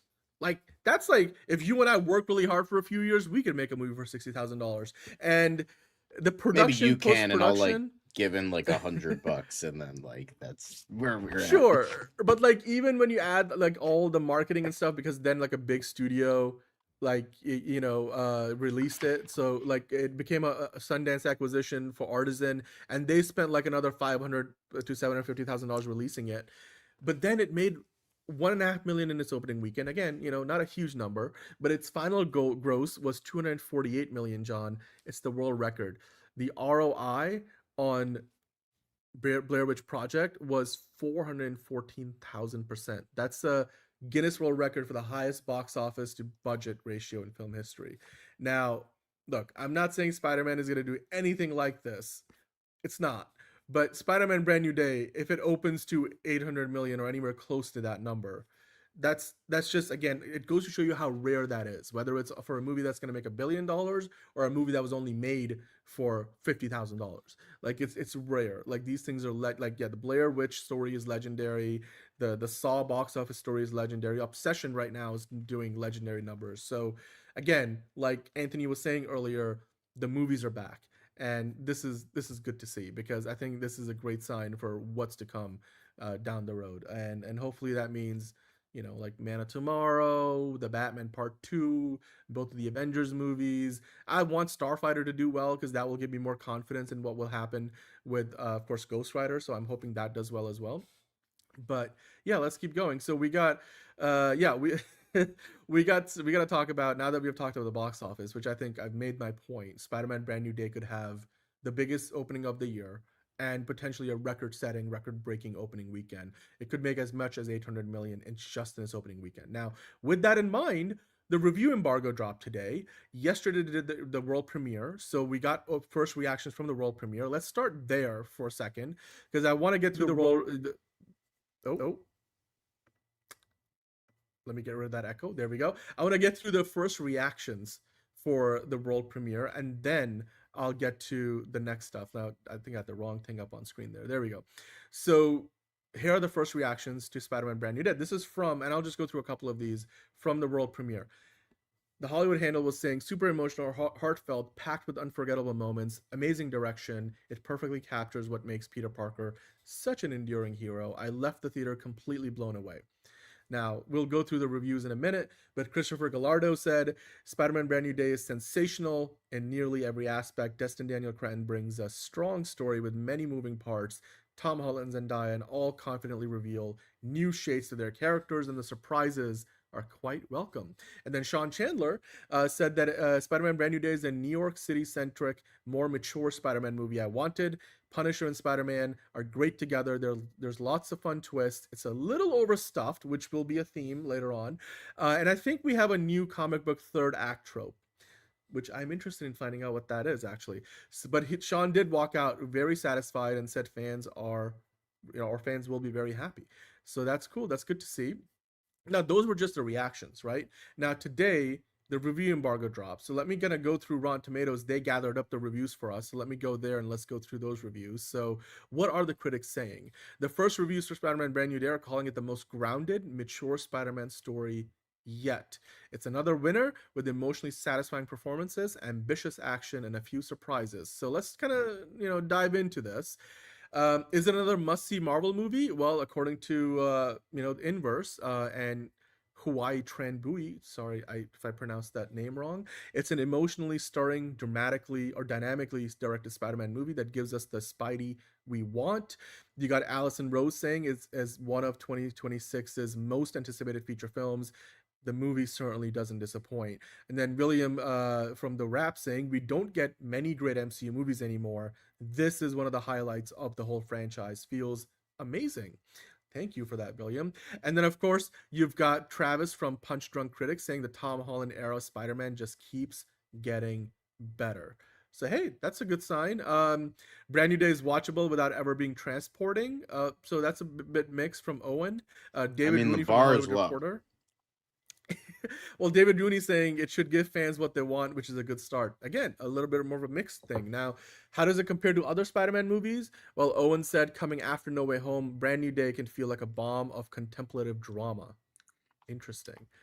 Maybe this is like the movie that Caleb is going to love, the Spider-Man movie for Caleb, because, he loves his contemplative drama. It's not going to have like an entire 20-minute sequence talking about the dangers of nuclear war or something like that. And then it's just a static shot of a random room for 2 minutes. And then that's apparently the showcase of the depth within the human soul and why we are destined to destroy ourselves. And then it moves on. See, that was a joke, ladies and gents, about David Lynch being fucking weird. Because he loves David Lynch. Yep. Anyway, so David Gonzalez from the Cinematic Reel said that it's the closest that, MCU Spider-Man has come to capturing the heart and spirit of Sam Raimi's Spider-Man, and I can't think of higher praise than that. So that's good. And then also Alexander from Comic Book Club said what Creighton has done is create the most purely Spider-Man movie since perhaps Sam Raimi's Spider-Man 2. This is the Marvel version of best movie since The Dark Knight. Best Marvel movie since Spider-Man 2. Best movie. Again, it's like a lot of comparisons. The best Holland starring Spider-Man movies, the best Spider-Man movie since Sam Raimi's Spider-Man 2. This is like the Mad Max comparisons for Supergirl, although hopefully for the better. What's the best thing about the movie? David Rooney said the entertaining new entry has the good sense of stop banging on about the damn multiverse, which is always appreciated. Then, of course, Inverse said where Cretton really thrives is in the direction which he injects with an energy and kineticism that we haven't seen in a Spider-Man movie since the Sam Raimi days. So I'm guessing better fight choreography and stuff. And then Liz Shannon Miller saying Brand New Day doesn't aim for galaxy-saving drama. It instead explores what exactly keeps Spider-Man swinging, and it's better for it. That's awesome. I like it. A little more contemplative. I mean, it depends on, how well that plays for you or not. But yeah, and then Edward Douglas from The Weekend Warrior saying peace relationship with MJ and Ned, because those scenes really deliver to anyone who has been following their story through previous 3 films, which makes sense. Now, how is the action, John? So the action is easily among the best the MCU has delivered in years, according to Najir. Then Tessa says, one of my favorite things about this movie is the action. Not only are the fighting sequences amazing and incredibly well shot, but the swinging through New York scenes are visually stunning.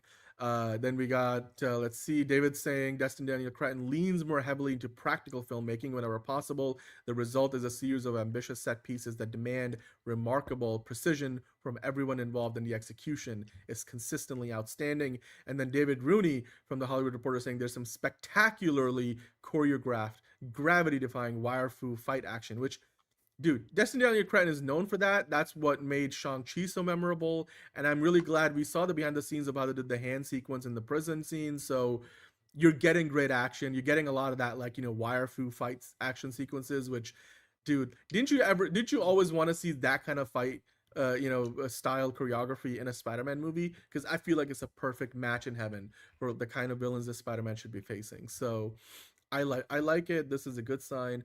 Is it a more emotionally moving Spider-Man movie? Well, according to Edward, it offers some of the strongest emotional moments of any MCU movie to date. Then David Gonzalez saying it's Peter Parker's most personal and emotionally resonant journey to date. Tessa saying this one will leave you in your feels. I cried several times. Owen saying from Variety, the movie is more busy and self-serious than it is emotionally involving. Did not like it. David Seems Rooney like said Owen this, is the odd man out here. He's the odd man out. But David Rooney from The Hollywood Reporter said the spiky camaraderie between this more mature Spider-Man and rough-hewn vigilante Frank provides an extra dose of heart. And then David Gonzalez said it's the most personal and emotionally resonant journey to date. So there you go. That's there's the shot from the thumbnail right there. But how's Tom Holland's performance as Peter Parker this time around? David Gonzalez says Holland delivers most grounded, emotionally resonant portrayal of the character. Allison Rose from Philic Direct saying Holland once again delivers a strong performance. David Rooney saying never better. Mike Ryan from The Hard Pass saying it's Holland's best performance as Peter. Tom Holland delivers his best and most physically committed performance as Peter Parker, according to Patrick from See It or Skip It. And then Holland finally gets some dramatic meat to chew on, really selling Peter's turmoil and loneliness. So yeah, overall, again, pretty good. Is there enough of him with Zendaya and Jacob Batalon? Well, according to Edward, the scenes between Holland, Zendaya, and Batalon are the film's best, even if those 3 together is far less than in any previous movie. Interesting. Okay, I guess that's expected. There's Spider-Man doing a lot of Spider-Man stuff in this. David from IndieWire saying it's maddening how often Brand New Day sidelines his core relationship in order to spend more time on its villain's hopelessly rote backstory, which stops the movie dead in its tracks. Now, John, we will talk about the villain later, but it does seem like not everyone is vibing with the villain. So, Fuki just saw the movie and called it it's overrated. Fuki, where did you see it? Where are you tuning in from? You gotta let us know, because like in the US, nobody has seen it yet, or at least us normal people haven't seen it yet. But where did you go to see it? Let us know, and we'd love to get a spoiler-free review from you, even though we will get into spoilers later. But who else stands out in the cast? Caitlin saying that dynamic between Frank and Peter is one of the standouts in the movie. John Bernthal might be the cast highlight. It's pure pleasure to watch Frank and Peter yell at each other, according to Liz Shannon Miller. And then William Bibiani saying John Bernthal is a perfect foil for Tom Holland. These two are comedy gold. David Gonzalez pointed out that Mark Ruffalo's brief but effective return as Bruce Banner continues to reinforce why he remains one of the MCU's most valuable supporting players. Fuki's watching from China. That's awesome. And we were talking about how much this movie is going to make in China. That's okay. That's awesome. Thank you for tuning in. Let us know what you thought about the movie. Keep it, spoiler free. Yeah, don't spoil things or you're going to get toned out. So yeah. Just don't be an ass. Yeah. Feel free to lambast it if need be. Yeah. Now, Owen Hader said this Moana review, the first Disney live action remake that works 100%. Oh, yeah, sure. But look, again, to each their own, right? So Owen maybe is not reliable, but sure. But Tessa was saying, I also need to give a quick shout out to Michael Mando, who plays Scorpion. While he doesn't get a ton of screen time, John, he shines when he does. Yeah, I know. Right. So, dude, we know that Spider-Man has rolled out in China. It's been playing all day. So many people have already seen it. That's how some of the spoilers have gotten out on the internet. We will get into some of the spoilery details later, but we will put up a big disclaimer, so don't worry, we won't spoil it for you guys, or you guys can like either mute us. I might duck out because I want to try and not know about spoilers. So that's what I'll let you know, John, when we get into it, because I mean I already went into it, so I'm already know. But yeah, so no. Basically, Tessa was saying in her review that there's not a lot of Scorpion in the movie, but when he is on screen, he kind of chews up the scenery. So Michael Mando does well when he's on screen, but he's not in there for much. Is there anything else you're allowed to say about Sadie Sink's intro into the MCU? David said Sadie Sink is absolute perfection in her wink wink role. Edward Douglas said, as it turns out, Sink was some of the most inspired casting for the MCU maybe since Holland was cast as Spider-Man. By the way, the wink wink thing reminds me of Brooklyn Nine-Nine when the captain is trying to like do the thing with Charles. He's like, pump, wink, and then remember that episode? Pump, and he's like, okay, no, pump. Like, you guys will get the reference, but it's a Brooklyn Nine-Nine thing. Anyway, moving on. Tessa Smith, I cannot wait for everyone to see what she does here because wow, just wow. I have been seeing that there's a lot of praise for Sadie Sink's character in the movie. Not Jean Grey. Yeah. Not Jean Grey. But Sadie Sink apparently is getting a lot of praise. Sink's performance is deeply felt, emotionally rendered, and a big jump from even her lauded turn in Stranger Things as Max Mayfield. Sink is a true standout. How does the movie look? This one I'm sure Caleb is interested in. Pookie saying Sadie Sink is great casting, and I can't see what she does in a future movie, but in this movie it felt very Vecna-like. That's very fascinating. So she was okay. All right. I know I said no spoilers. I had to cover my mouth. I'm sorry, guys. But Caleb already put it in the chat. That's okay. It's like it's the thing that everybody knows about it is pretending not to. Like Andrew Garfield. It's an open secret at this point. It's an open secret. It's like kind of like, oh yeah, Andrew Garfield and Tobey Maguire are totally not in No Way Home. It's not like in the movie. Yeah, we see fucking Lizard getting punched in the face by nothing, but yeah, they're totally not in the movie. Lizard is having a phantom fight. But anyway, how does the movie look? So apparently the movie is one of the best looking films that the MCU has had in years. So many of MCU movies are looking the same. This is a better looking, mostly daylight superhero film. Avoids some of the same problems the other MCU movies have. It's the best looking superhero movie in quite a long time. I love the visual style director Destin Daniel Cretton brings to the franchise. How's the music? Another killer score by Michael Giacchino. That's obvious. How does it have any major problems? Okay, so it's also arduous, overly episodic, and half an hour too long. That's going to be interesting if it does feel like it's a little bit too long. And I've heard that it's a little overstuffed, which you see here in some of the reviews. It feels a little bloated at times. 2.5 hour runtime feels like somehow it leaves you wanting more from certain characters and less from others because the film is crammed with as much as it could possibly balance. William Bibiani saying, on the car ride home, you realize the villain's plan makes no sense. That's interesting because that sounds a little bit like, Thor: Love and Thunder. So interesting. Or Thanos. Because the logic, don't think about it too hard. Fuki saying Sadie Sink ruins the movie. It's like the continuity when Kara lands on Earth in Supergirl. Just like, don't think about it too hard. Like, how did she become 23 in like 10 years or in like 8 years? Yet she's only been on Earth for 2 years. How does that? Shh! Don't fucking think about it. Shut the fuck up. Yeah, exactly. He's saying that Amazing Spider-Man looked better when it came out in 2014. Look. I'm just going to tell you guys, having seen just the trailers and the footage alone, Spider-Man swinging never looked any better than it did in Amazing Spider-Man 2, never probably will again, and so I agree with you, Pookie, that probably still is the gold standard. J.K. Simmons is not in the movie, but as far as we know, considering how much they filmed practically, there's lots of floaty CGI.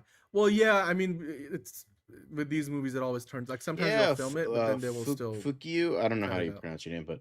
I'm going to call you Fucky because that's what your name looks like. So Fucky said, he hasn't really been spoiling anything anyway. So I feel like everybody knows. And like, believe me, if you watch the live stream of the premiere last night, then it was already spoiled for you, like literally in the first few minutes of the premiere.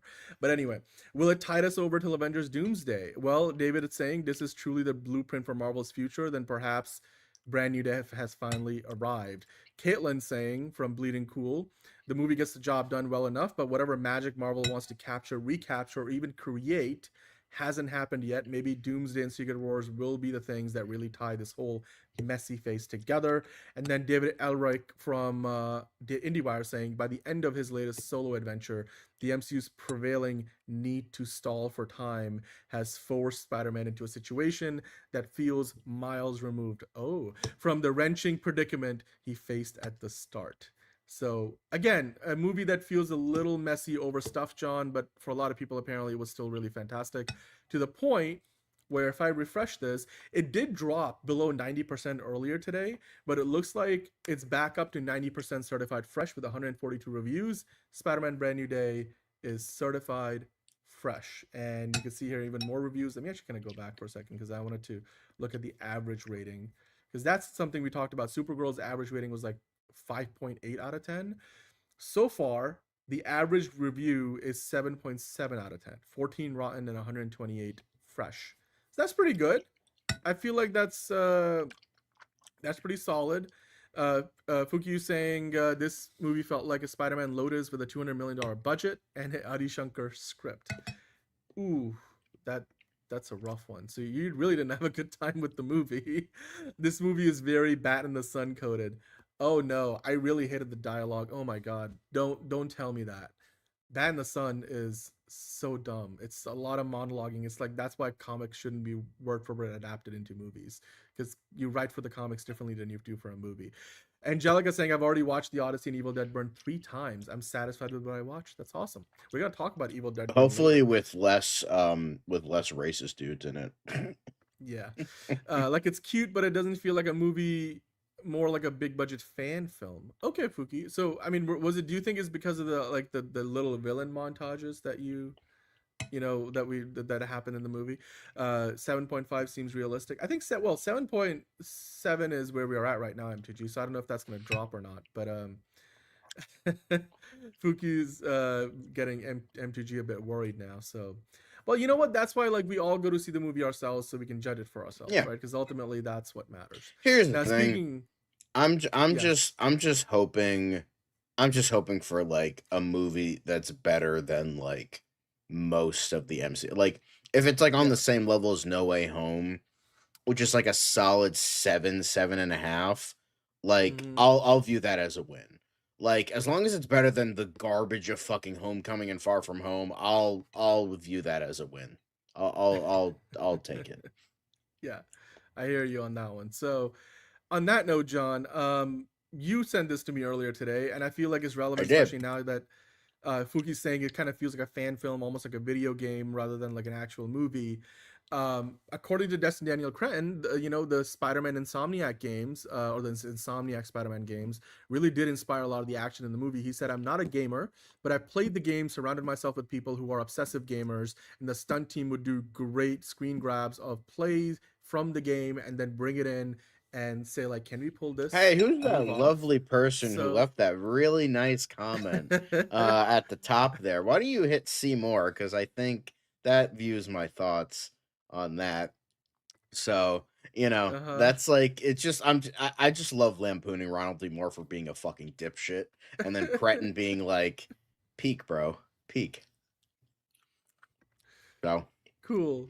Okay. Well, Fuki's saying the villain montages, plot elements, it's not necessarily a bad movie, but the actors do really elevate it. Yeah, okay.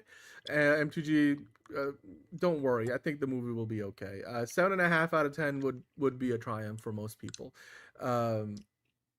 Yeah, I mean, J. Jonah Jameson, I'm sure, will be back down the road, but it seems like this movie's already so overstuffed that we don't necessarily need to add another side character that's probably not going to have a big part to play. But that's a good question from Brian. Did the movie fall apart while you were watching it, or rather, like on your car ride home? Because one of the reviewers said that, when you are going home, you start to realize the villain's plan didn't make any sense. But in the moment, you might be into it. So, like the internal logic, the movie's internal logic work by the time the end credits rolled, which one of the critics seemed to believe that it didn't. And yeah, give us your ranking, man. 6 out of 10 for Fuki. 6 out of 10. That's it. It's positive. I'll Kind take of it. average. That's like average. That's like a passing grade. Do you think Spider-Man fans should watch it in a theater? Figure drawing asking. If you say yes, then that's it. That's what really matters. Hate all you want, but if it's theater worthy, Spider-Man wins. Okay, figure drawing. You don't need to, suck Spider-Man's dick. We're trying to be critical, while at the same time, obviously, giving it praise where it's necessary, but critiquing it where we can. Fuki saying all this movie needed was to be a street level movie. Yeah. And I think we have all worried about how much this movie has. And I mean, when you add the Hulk in there, then the street level part kind of goes away at some point, So, but yeah, all right. So I'm gonna go into this movie as I do with every movie, no expectation. Let's see what it turns into, and let's see if it's any good. Now, this here is not spoilery, but if you were wondering how many post-credit scenes are in the movie, there is one post-credit scene, and I won't tell you what it is. I'll get to that later with the spoilers, but the one post-credit scene happens not mid-credits, but after all the credits are done rolling. So if you're going to sit there for the post-credit scene, you got to sit there till the very, very end. So there you go. Now, I'm going to read what Pookie says, and then I'm going to put the spoiler warning up, and we'll go into some of the spoilery details. But Pookie saying, I think reviewers are glazing the hell out of it because they're excited. But like most Marvel movies, when you sit on it and think about it, it's not all that. No Way Home was better. Not going to lie. All right. Well, I mean, that's the bar to compare to. Like, a lot of people will compare this to No Way Home. So yeah, but I think no expectations is the right way to go. Like, go into the movie fresh. Don't try to spoil it for yourself, and then you're going to take it from there. So with that, John, I believe we're gonna get into a couple of spoilery things. So if you wanna step away, you can. And obviously, in the audience, if you guys are watching, the spoiler warning is down below. We're just gonna go into a couple of those things. And yes, I will talk about the post-credit scene and what it is, because obviously that's also leaked out. But speaking of, let's kind of start there for a moment. I know, figure drawing, that the world is guzzling it down if it makes $700 to $800 million in its opening weekend. But like, I'm just saying, you don't need to be like the hype man. Like, we're trying to be even-handed with our praise and critique. Yeah. Spooky is trying to get John to come back. That's fine. I think John is taking his couple of minutes break. That's fine. But anyway, all right. So let's talk about what the post-credit scene is, because it has been leaked online. So again, spoiler alert for those of you guys who haven't seen it and don't want to be spoiled. But according to the leaks, basically what happens, I'll TLDR it for you guys. We were talking about this rumor last week, so this has already been out on the internet for a few days. So it turns out it is true that the stinger that happens at the end of the movie, which is basically like right at the end after the credits are done rolling, you get a little bit of a scene where Ned, Leeds Spider Tracker app is showing that Peter Parker is no longer on Earth. The screen glitches, revealing he's somewhere in outer space, or perhaps in another reality. So it turns out that Spider-Man's gonna go missing by the end of the movie. So depending on how the rest of the movie's ending plays out, maybe that ties into it directly, or it's just, 2 days after the movie's events unfold, Spider-Man goes missing. And that's the only scene. It happens at the very end of the movie. Grabil already saw the post-credit scene on TikTok. Like I said, it's already leaked online. So again, but we have a spoiler warning down below in case you guys don't want to tune in and get spoiled. We'll take that off once we're past the spoilery part of the show. If the post-credit scene is hinting at Tobey Maguire's Spider-Man, I wonder if there's does the Spider Tracker app at all throughout the movie hint that it may be able to track more than just the one Spider-Man? Because I wonder how that works, because it's very believable that Tom Holland will show up in one of the Avengers movies, and if it is in Battleworld, then clearly that's not on Earth. So, but if it is another Spidey, then I mean, holy hell. We know Tobey Maguire most likely is in Doomsday. They had him in that montage at Hall H that they played before they started the presentation, alongside the X-Men and the Avengers. So Marvel's probably already hinting at it, But hey, let's get on to the next thing, because if you guys were watching, I don't need to be the one to spoil it for you, but if you were watching the premiere for Spider-Man Brand New Day yesterday on Monday night, then Dude, the mystery role for Sadie Sink was spoiled literally in the first few minutes of the premiere. Like, basically, the singer-songwriter Steve Lacy, whose song "Oh Yeah" is featured in the soundtrack for the movie, he was on the red carpet. He was asked about, the movie itself, and he basically was, he was told like, "Hey, man, don't spoil anything." But in his first response, he goes like, "Jean, I like Jean. She's the villain, but there's a reason to her madness. I like her. I like her character." So there you go. Jean spoiled right there. So if you were watching the premiere feed on YouTube, you already got spoiled. Like, he's like, "Yeah, Jean, I like Jean. She's the villain." Like, okay, thank you, Steve. Like, where's Tom Holland to like stop you from revealing everything? Maybe he's revealing other things in other interviews while you're doing that. So anyway, now let's talk about, the larger impact of that particular spoiler, because yes, Jean Grey is the villain of the movie. She is played by Sadie Sink, and it turns out all the other villains, including Tombstone, the Hand, Ramrod, Boomerang, Scorpion, all of them are apparently mind controlled by Jean Grey. So, according to My Time to Shine, who talked about this online, said that a very good Jean Grey origin movie, Spider-Man Brand New Day, she called it a very good Jean Grey origin movie that just happens to be starring Spider-Man. All the actual Spider-Man villains are just cameos, except for Scorpion, who is being controlled by Jean. So, yeah, it seems like, pretty much everybody who's an actual Spider-Man villain was just being controlled by Jean Grey, and Jean Grey herself is the villain. So it's interesting that they start out Jean Grey as the villain in the cinematic universe. And again, without getting to any more, spoilers, I guess that means that, Jean Grey is going to have some redemption arc. I don't know what that means for like her motivations in the movie for why she's a villain, but I'm guessing the Department of Damage Control keeping her locked up is probably for a reason, and whether it's justified or not, makes sense why she's a villain. Brian saying, "I think the 1990s animated series of Spider-Man ends with an unresolved cliffhanger of Spider-Man traveling through space and different dimensions." I do believe you're right. I love that 90s Spider-Man show. Caleb saying, "I'm glad they got the hilariously bad villain from Black Lightning to be Tombstone." I know, Marvin Jones. I mean, sure. I guess that makes sense why they would cast him and not like more of an actor, So he's just going to be in there for a little bit, just to be like part of the many Spider-Man villains that we traditionally associate with the character, even though Jean Grey is the main villain of the movie. So yeah, some more mixed reactions from the premiere, but yeah, it looks like not everybody loved the movie. More encumbered by the MCU mothership than any entry before. It drags like a sack of the Punisher's balls. Wow, Barry. Even if Baron Bernthal is innocent. Okay, cool. A lot of the ways this new Spidey felt like a monkey's paw, where all of what the other three movies were lacking are completely fixed, while new storytelling issues have emerged. I think it might be time for new writers. Destin Daniel Cretton, though, absolutely killed it. So there you go. Not everybody loved the movie, and it turns out Jean Grey is the villain, and she is controlling not just Scorpion. You think I'm Scorpion? She's controlling every villain in the movie. Every actual Spider-Man villain in the movie is basically, under the influence of Jean Grey's mind powers. So there you go. All right. Well, yeah, interesting descriptions, and it does feel like not everybody loved the movie, even though the critics seem to have a very high opinion of it. On the whole, 90% on Rotten Tomatoes. So that's impressive, but hey, you know what? I guess it goes to show you that even when the movie is, certified fresh on Rotten Tomatoes, that doesn't mean that everybody's gonna love it. So, and that's okay. Like, you guys can, go see the movie, and you might love it, you might hate it. Like Fuki gave it a 6 out of 10. I'm gonna take the spoiler thing out because we're done with the spoilery part of the show.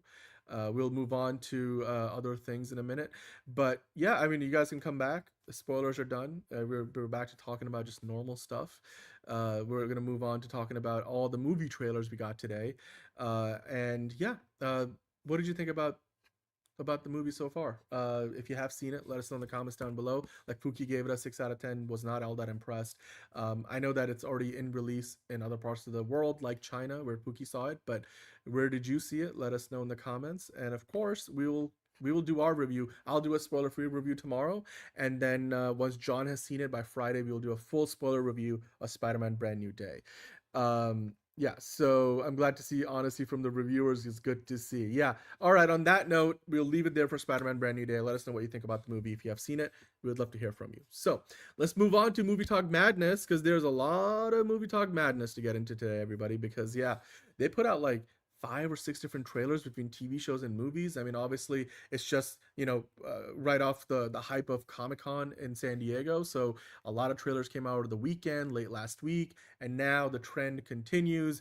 The first one that we're gonna get into, of course, is the new Jumanji movie, Jumanji Open World. Now, just earlier today, Dwayne Johnson popped in on the interwebs and decided to announce that they were going to do a special trailer launch event tonight to release the new trailer for Jumanji Open World. So he put up some behind the scenes footage, set to some music, some shots of his best friend Kevin Hart, and just trying to hype up as best as he could the trailer for the movie. So now, did you guys see the trailer? Because the trailer is out. It's been out now for like a few hours.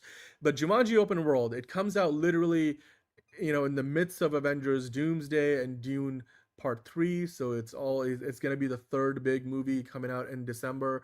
I think it comes out a week after, actually, because remember, I think it was meant to come out a week or two before. But if I'm correct, let me make sure.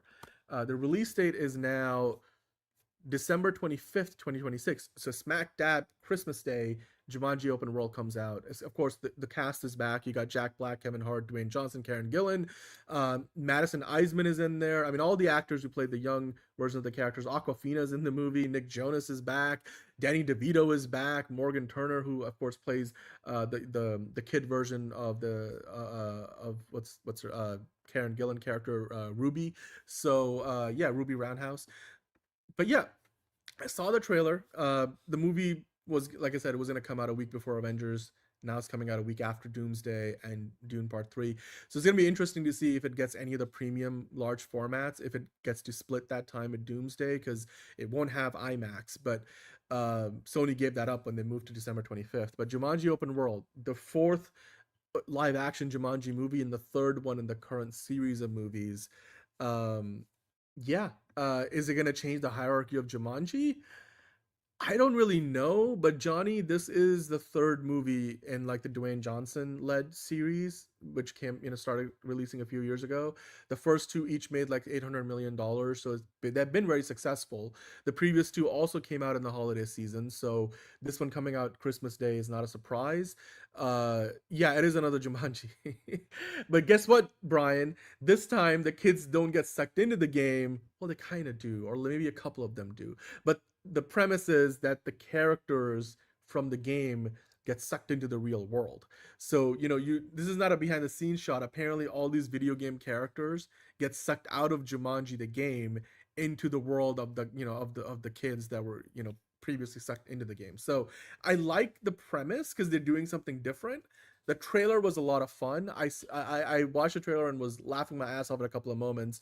I like the character comedy. I like that, all these guys are clearly willing to make fun of themselves, like, Dwayne Johnson, Jack Black. And then at one point in the movie, some of the characters get sucked into the game again, in the bodies of these larger than life, game characters. And it's like, the mom of the main kid is now in there, and and I didn't realize that she was like the same actress as like the 2.5 Men, like Jake's mom in there. So I'm like, oh, I didn't know she was in the first two movies. Kind of forgot about that. But yeah, the first Jumanji was pretty fun, and the second one was fun, but not necessarily like a huge improvement on the first. This one feels a little different compared to like how those first two played off. But I love the first two for the most part. So I think this is going to look fantastic. I love how this looks. Jake Kasdan, of course, returning to close out the trilogy. And I mean, Sony knows this is going to be this is one of their biggest franchises. It's just kind of weird that they're putting it a week after Avengers Doomsday and Dune Part 3, Brian saying, isn't that the premise of the Robin Williams first one where the jungle of Jumanji gets sucked into the real world? It is. And I'm pretty sure the movie makers here know that, which is why in the trailer alone, they show you that that's not the entire movie. Like, that's where maybe things start off, but eventually they also end up in the game again. So it kind of goes back and forth. But yeah, technically this is Jumanji 4. If you only count the new ones, then this is Jumanji 3 or Jumanji Open World, whatever you want to call it. So Yeah, but yeah, I mean, it goes both ways. Like, you know, I've heard it both ways as this movie goes along. So yeah, they say here the movie centers on the game's heroes breaking free of its console, wreaking havoc on our world. The trailer shows Johnson, Black, Hart, and Gillen in the real world as tilted versions of the video game avatars they play. Yeah, apparently they're in demo mode, so they do the whole like, you know, Buzz from was it Toy Story 3 thing where like he goes in demo mode. I don't think anybody starts speaking Spanish. Actually, no. Apparently Dwayne Johnson's character speaks Spanish, which was kind of funny. We didn't get to see much of it, but like, you know, it was funny. So yeah, sounds good. I like the trailer. I'm sure I'm gonna love the movie. I love the first two. I don't know about you guys. Let us know in the comments below what you thought about the Jumanji open world trailer. But let's keep going because we got a lot of these trailers to get into. And well, before we get to the next trailer, I thought a trailer for Coyote versus Acme a few weeks ago. And let's talk about Coyote versus Acme, shall we? Because James Gunn, of all people, posted this World of Real article with the first reactions to Coyote, and I thought a great movie reaction, you know, or two in this, John. So let's talk about it, shall we?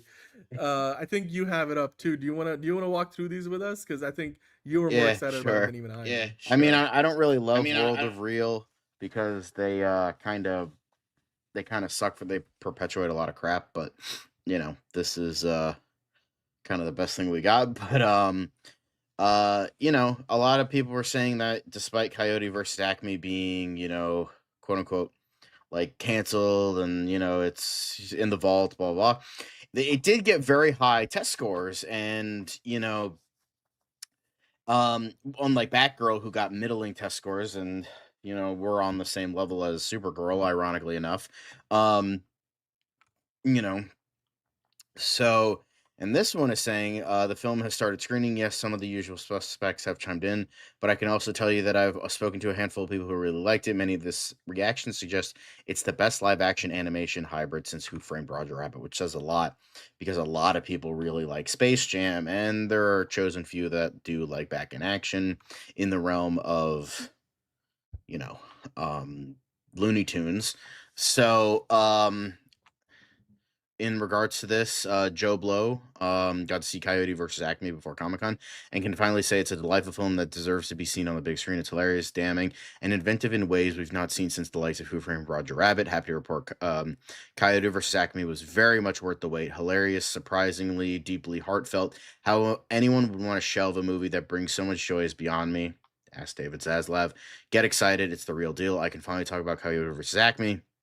After the long wait and the fight to get this film released, I can happily say it was worth it. Sammy Birch's screenplay is incredibly smart in its legal courtroom premise, seamlessly incorporating the iconic Looney Tunes characters while deepening our appreciation for them. The way it reframes Wile E. Coyote as the embodiment of perseverance in the face of failure, especially when you're up against something like an intimidating as a massive corporation, is both clever and surprisingly heartfelt. The live-action animation hybrid is well executed, capturing the same spirit that made films like Who Framed Roger Rabbit and Space Jam so memorable for my generation. Everyone involved understands exactly the tone the film is aiming for, and it's all in service of a story that's consistently funny, charming, and emotionally satisfying, an all-around crowd pleaser that serves as a wonderful reminder of just how great this material can be when it's in the right hands. Got to see Coyote vs. Acme and can finally say it's a delightful film that deserves to be seen on the big screen. It's hilarious, damning, and inventive, blah, blah, blah. So I think that was the same guy. I can finally say that Coyote vs. Acme is a pure delight. Laugh out loud funny, genuinely clever, and full of heart. It stands firmly next to Roger Rabbit as one of the best live-action animation hybrid comedies. Coyote vs. Acme is easily the best Looney Tunes. The fact that this almost never saw the light of day is absolutely mind-blowing, packed with heart, humor, and overflowing with love. But beneath all the laughs is a powerful message about corporatism. Can't wait to see it again. Coyote vs. Acme, accidentally the most important movie of the year in its searing indictment of corporate greed above all else. Also very funny, resting somewhere between Roger Rabbit on Speed and the greatness and the greatest 12:50 a.m. SNL sketch of all time, Will Forte for U.S. Attorney General. So yeah, this is definitely very lovely to see. What?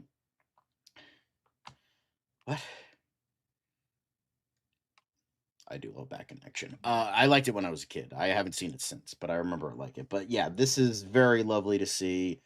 This looks like, I mean, I mean, I even like a mid-range movie like Batgirl, I think that also deserves to see the light of day, but that's just me. It would be very nice to see that film as well, but obviously that won't be the case ever because at least Ketchup Entertainment, who previously bought Warner Brothers' last Looney Tunes film, which was The Day the Earth Blew Up. So it's definitely there's more of a push to get this seen, and it is getting seen, and it's beautiful, and I love it, and it's great, and I am so very, very excited to see this movie. I've been excited ever since it was for sure going to get a release. The people surrounding it wouldn't make us forget it. Like Will Forte's like, if you bring it up, I'll keep bringing it up because that's how the cookie crumbles, and he was like, I'm not going to let them forget it because like, oh, this was a large mistake and blah, blah, blah. So Will Forte was probably one of the biggest champions of this movie because he's like, I will keep talking about it in every interview until this damn movie is released. And it finally did. So that is amazing. Anyway, exactly. Imagine canceling a movie that was fully completed. Imagine. Yes. But yeah, wonderful to see. Can't wait to see it. Hell yeah. But next up, we have Onslaught. So, of course, when Adria Arjona pops up, fucking Dan pops in again. Dan, do you want to take it over now? Or not? Okay. All right. But Adria Arjona transforms into a fearless mom in explosive new Onslaught trailer. But the new trailer for Adam Wingard's newest film, we talked about it briefly yesterday. And so we did get that full trailer, which is a thing of beauty. And I'm not just talking about Adria Arjona. It looks like a peak, gritty, fucked up exploitation action film. And yeah, this is awesome to see. I can't wait for it. Definitely an anticipated movie here. Yes, very much so. But yeah, I don't know if Dan has any thoughts about this, but this looks awesome. Also, I'm just gonna say it. Like, I know someone who's like, I don't see how she can be Wonder Woman, and I'm like, watch this fucking trailer, bro. Like, I know she's Maxima, but like, I'm just saying, it's not totally lost on people that it's like, oh, she would have made a great Wonder Woman. So like, come on now. I'm just saying. That's all. Sorry, I was muted.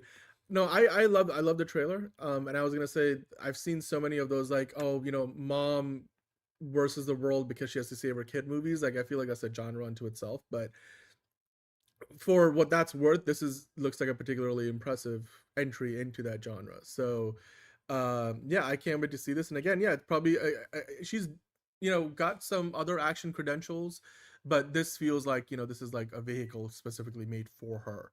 So I know the kid trope, it's just, well, like I said, it's like a genre unto itself, but I'm okay with it though, because I think it looked, like you said, John, it looks fantastic. So yeah. All right. Moving on. We got this, which is something, right? John, did you see the trailer for this? I didn't get a chance to. Sorry, no. So I'll say this: Children of Blood and Bone. Look, after watching this trailer, this is literally what I said at the top of the show. Damson Idris may not have gotten the role of Black Panther, but he might as well. But he got Diet Black Panther that nobody cares about, and even the author herself hates. I mean, look, here's the thing: regardless of all the behind-the-scenes drama, Children of Blood and Bone, the movie looks fantastic. This trailer was amazing.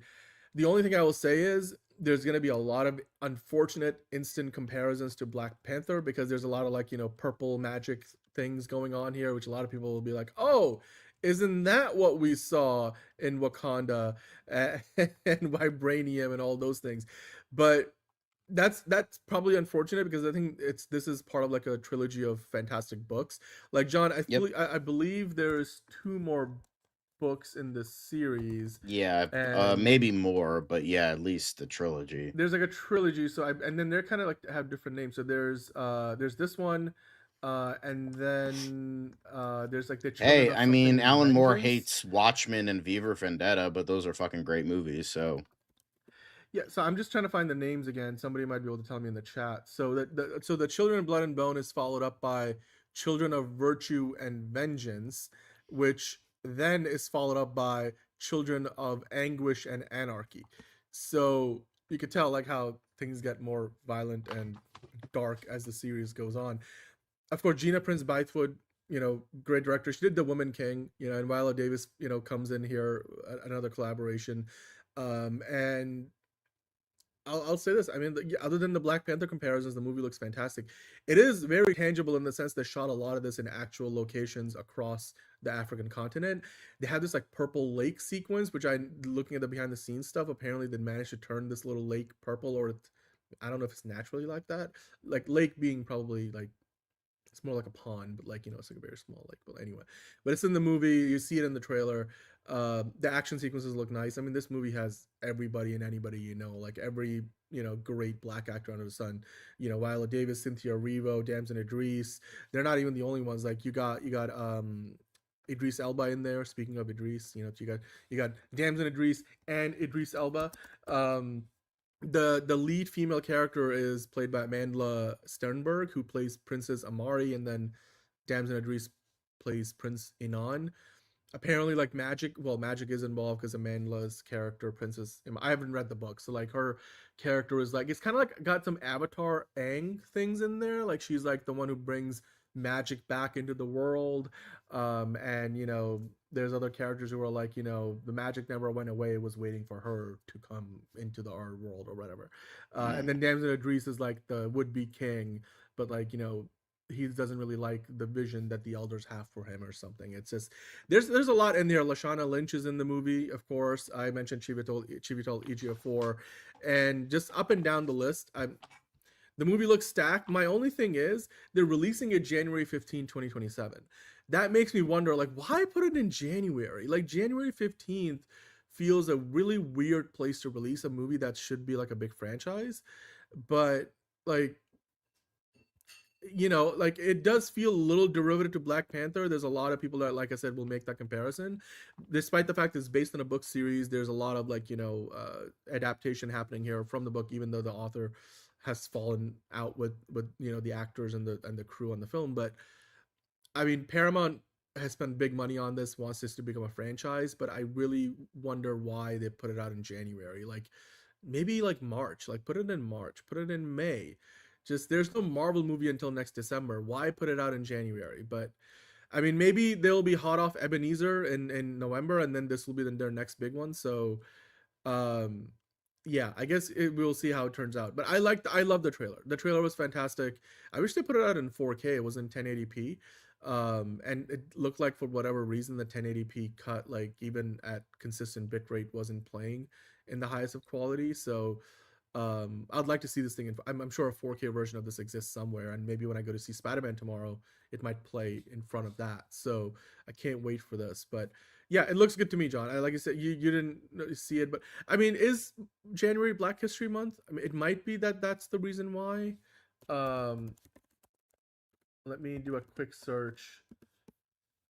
Well, I mean, February is Black History Month. Yeah. So, but the thing is, January is kind of the dumping ground of not great movies. However, well, that's what makes me worried, right? Like that's what makes me really worried. Are they releasing it the same weekend as like MLK weekend? That might be something. I don't know. I mean, possibly. What is January 15th MLK Day weekend? Let's hang on. I think it's the 18th. This year, it's the 18th. Or next year. So that makes sense. It is a long weekend. So it is MLK Day weekend then, because okay, so that Friday, might mean 16, something. That makes sense. Okay. I guess so that makes sense. But still, I from a box office like calculus standpoint, because remember January 15th, it's still only gonna be like week 4, like 4th or 5th weekend of Avengers Doomsday being in theaters and Dune Part 3, and the 3rd weekend of Jumanji, open world that we just talked about. So you're gonna have 3 other big movies still playing in theaters. So again, if this movie is gonna hold its ground, it's gonna have to do it. against some other big movie at some point. So, but the cast is stacked, and you know what? I don't care if it looks like on the surface, superficially, a Black Panther ripoff. It's based on a book, which I don't know how old the books are. Like, you guys got to let me know. They're pretty recent. I want to say within the last 10 Yeah. years. So maybe that's not a coincidence, but yeah, January 15, 2027. I'm looking forward to it. And look, if Damson Idris lost out on Black Panther, Yeah, it and he got literally this came role, I out the think he'll be same fine. year as Black Panther, like a Yeah. month after. Well, okay, but like I'm guessing the author didn't like spend a lot of time with Brian Coogler as he was making the movie. But anyway, Yeah. look, I'm excited for it. Figure drawing's exciting for it. I'm sure a lot of people will go see it. It's just I wish this movie was getting more hype. It's just there's so much other stuff right now that's taking up a lot of space. But I'm glad this movie is being made, and I hope it makes enough money that they can do a whole trilogy, because it seems like an interesting premise. Like, there was a show like this on Peacock a while ago, which really didn't go anywhere, which was about like this, utopian society where Africa was on top of the world, and like, so the race dynamics were kind of flipped, but it didn't really, the show didn't really go on for very long. So I like for the sake of representation. Again, you don't want to have this pendulum swing the other direction completely, but this movie doesn't really deal with that. It's more just about the kingdoms in Africa. So I like it. It's like it's a different flavor of the kind of stories that we have probably seen many times before. But to me, again, we are asking for something new and novel, and this kind of delivers on that, at least based on everything I've read and seen so far. So I'm gonna give it a chance. Let's see what it turns into. I hope they do like make up like the author and the filmmakers, because that was like very interesting. How they fell apart and why. But anyway, John, let's move on. Children of Blood and Bone, January 15th, coming out in a few months' time. So yeah, let's move on from movie talk madness, John, to some TV talk terror. We have a couple of trailers to talk about. Continuing on with the theme. So, you got the first or the final trailer for Lioness season 3. It's coming back this August with new episodes. This trailer, again, like, it feels like this season, now the last season had a lot of trailers like this where they put a lot of the action sequences into the trailer. So it's interesting to me that this trailer kind of feels like that, and last season was very action heavy, especially compared to the first season, which felt like more like a slow burn into a lot of action in the back half of the season. I love this show. Right there, you got Nicole Kidman. I'm forgetting her name right. There's Zoe Saldana in there. She's like the lead character, even though it's an ensemble cast. They've had Morgan Freeman in the show. Taylor Sheridan himself made a cameo in the previous season. I love Lioness. I've seen the first 2 seasons. This is one of the best shows on Paramount Plus, so I can't wait to see season 3. And this trailer again kind of reinforced my opinion on that. So it is very good. But if you're not a military TV show person, then this won't be for you, because it's very much heavily that. So just keep that in mind. But yeah, let's keep going, John. There's one more trailer, a much bigger TV show, even though Lioness is pretty big for Paramount Plus. One of the biggest shows of the zeitgeist, John, is Ted Lasso. And Ted Lasso is finally returning for a season 4 that, for all intents and purposes, was never part of the plan. But if you can flip into that article, John, I don't know if you're frozen here, but Ted Lasso season 4, it's finally on its way, and it looks like Ted is coming back, and Ted is coming back to give us a new story where now he's coaching the women's team at his club, and to me it looks interesting. I haven't actually finished season 3 of Ted Lasso yet, so I'm kind of really interested in to see like how this all plays out. But yeah, hey, the trailer is more of a teaser trailer. This is the first one that we have gotten so far, and you get the characters back. Everybody's back. Coach Ted is back. The owner of the club is back. Hannah Waddingham is here. Look, season 2 was okay. Season 3 was pretty good. I don't think it was woke, despite what you say, Fuki. Hello, D. Ross Marco. How are you doing, man? But like, look, I love the idea of Ted Lasso coming back, because I just want more of this show. It's the kind of show that makes you feel good about the world, or if you're feeling down, you watch it and it makes you feel a little bit better. It was the best thing to come out of the pandemic.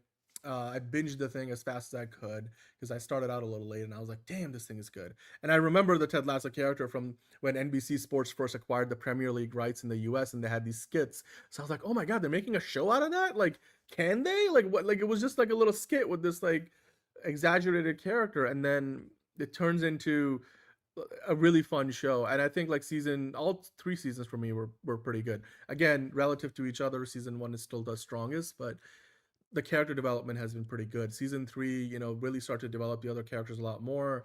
But I like the emphasis on mental health in season 3, and I can't wait to see like how that plays into season 4. I'm getting the sense that they did 3 seasons with the men's team, that maybe the idea now would be that they're not back for just 1 season. Apple's shelling out all this money, even bringing in the production company that makes the show. They bought them so that it's all in house now.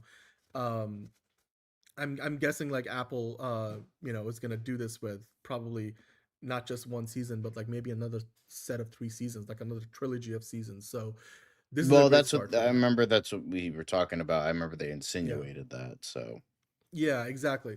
So I'm looking forward to seeing what this turns into. This looks like a great return. Again, not a story trailer, so you don't really get much about like what's going on beyond just like it's like a montage of shots. It's kind of like the closest thing I'd compare this trailer to is like again, but it's not in its contents, but this trailer felt like a teaser trailer, much like the Avengers Doomsday trailer from a week ago felt like a teaser trailer, like a montage of shots and whatnot.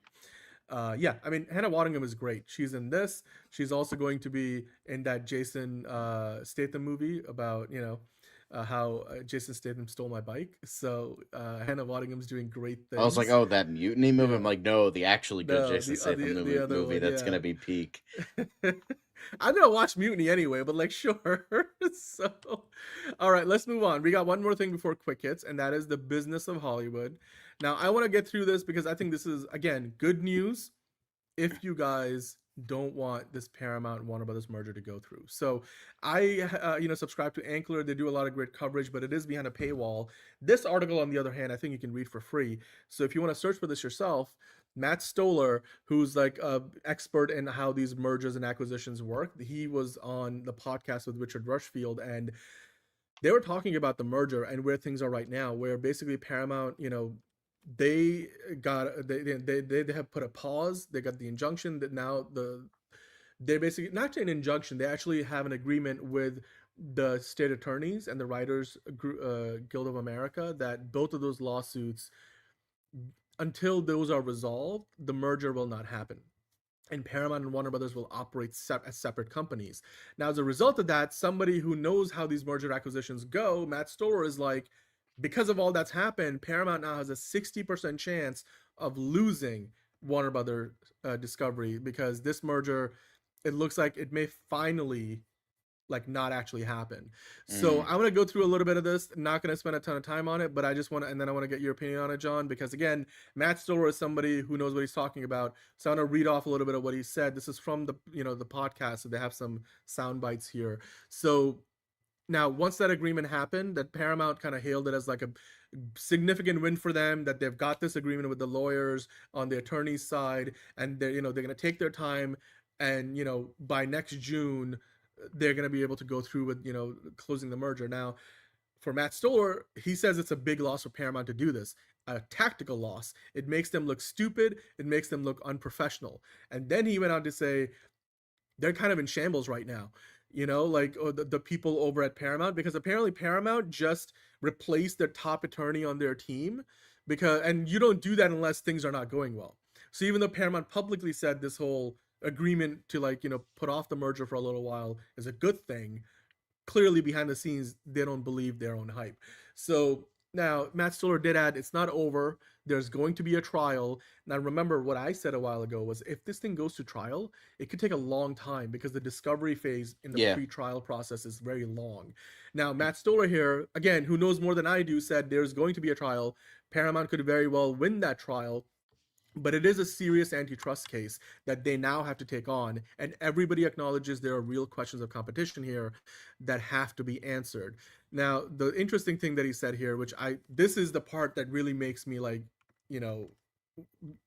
hope that this thing is not going to happen, like the merger is going to get blocked, because Matt Stewart was saying if the state AGs get a complaint in before they close, that was, of course, he was like, if, basically when this thing was announced, he was hoping that the state attorney generals get a lawsuit up before the merger closes, because then, according to Matt Stoller, the judge would always going to go and say, hold off, don't close, you've got to operate these two companies separately until the trial is over. And that's exactly what has happened. So Matt Stoller predicted this, and then he said it can be up to, get this, 15 months before the trial takes place. So it could be 15 months before we even get to trial for this Paramount, lawsuit with the writers and with the state attorney generals. And that's what I was talking about. Like, the pretrial process is long. 15 months is certainly a long time after the June 1st deadline that Paramount has set as part of the agreement with the attorney generals. What's likely to happen if they enter into pretrial and get into discovery and all that, I'm a feeling that even though right now Paramount doesn't have an injunction against them, if they try to enforce this agreement Paramount has, chances are the attorney generals and the writers will file for that injunction, and the judge will probably set up a hearing, which was going to happen. Now it's been canceled. It was going to happen on August 4th. But when they do it, now that it's going to be months into the process, the judge is more likely to grant the injunction, because they'll be like, well, it makes only sense that we're doing all this, so why not hold it for a little longer? So I think that's why Paramount now has a much weaker hand than they had a few weeks ago before they set up this agreement with the attorney generals. So Matt Storer was saying, so during that period of time, the 15 months, these companies will operate separately, Warner Brothers and Paramount. And then when the trial happens, a judge, of course, will decide how the merger is going to go. But this is his prediction, that Matt Storer thinks there's probably a 60% chance that the merger gets blocked at this point, either through legal risk or through financing risk, because there's a small chance the financing falls apart. The financing behind this is coming from the Middle East, from the banks, and from Oracle. And remember, Oracle stock has really collapsed recently, John. So we know that Paramount's probably going to be, not very forthcoming with their documents, turning over all these documents during their depositions and stuff, and the discovery process. He says they're going to be really nasty about it.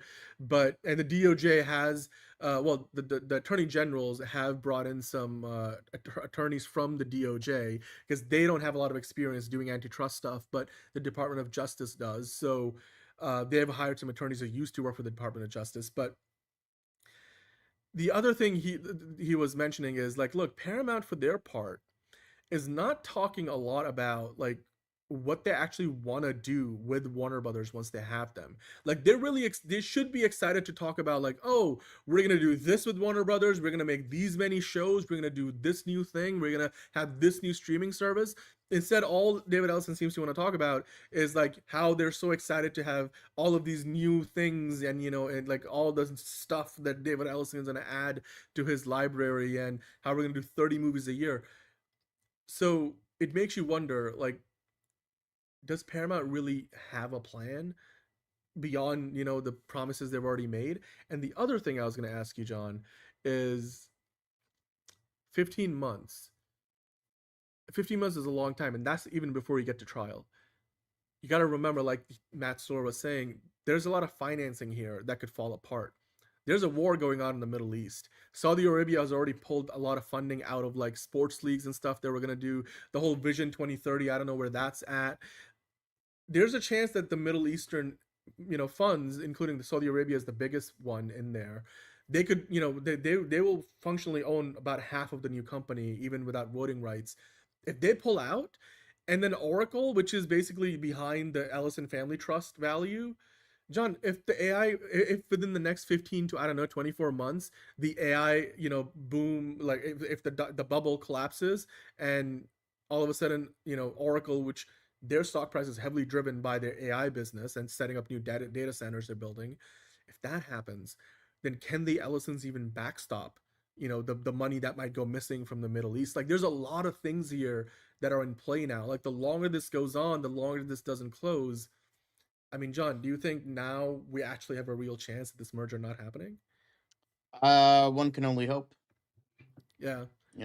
I mean, I think we're kind of in a situation now where this is more likely than ever. 60% chance from somebody who knows what they're talking about, I feel like, is a pretty good estimate. So That's cool.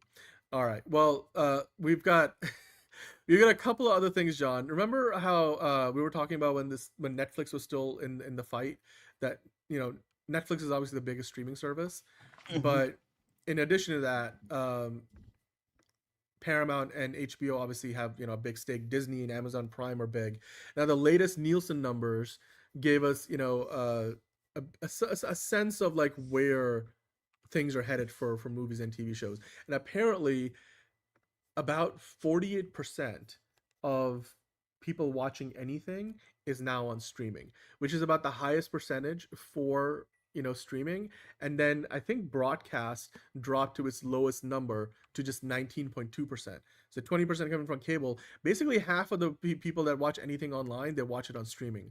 Of that 48.6%, YouTube is still the biggest, Netflix is second, Disney is third, then you got Prime Video, then you got Roku, then you got Tubi, and then you get Paramount, and then Peacock, and then Warner Brothers Discovery, which is Discovery plus HBO Max. So, and then you got like a bunch of other smaller services. I'm sure MGM Plus and like Stars and stuff, form another 6%. So this is what we were talking about before, when this was still a bidding war between Netflix and Paramount, that if Netflix added another 1.5%, they would get closer to YouTube, and that's what they kept saying, our competition is YouTube.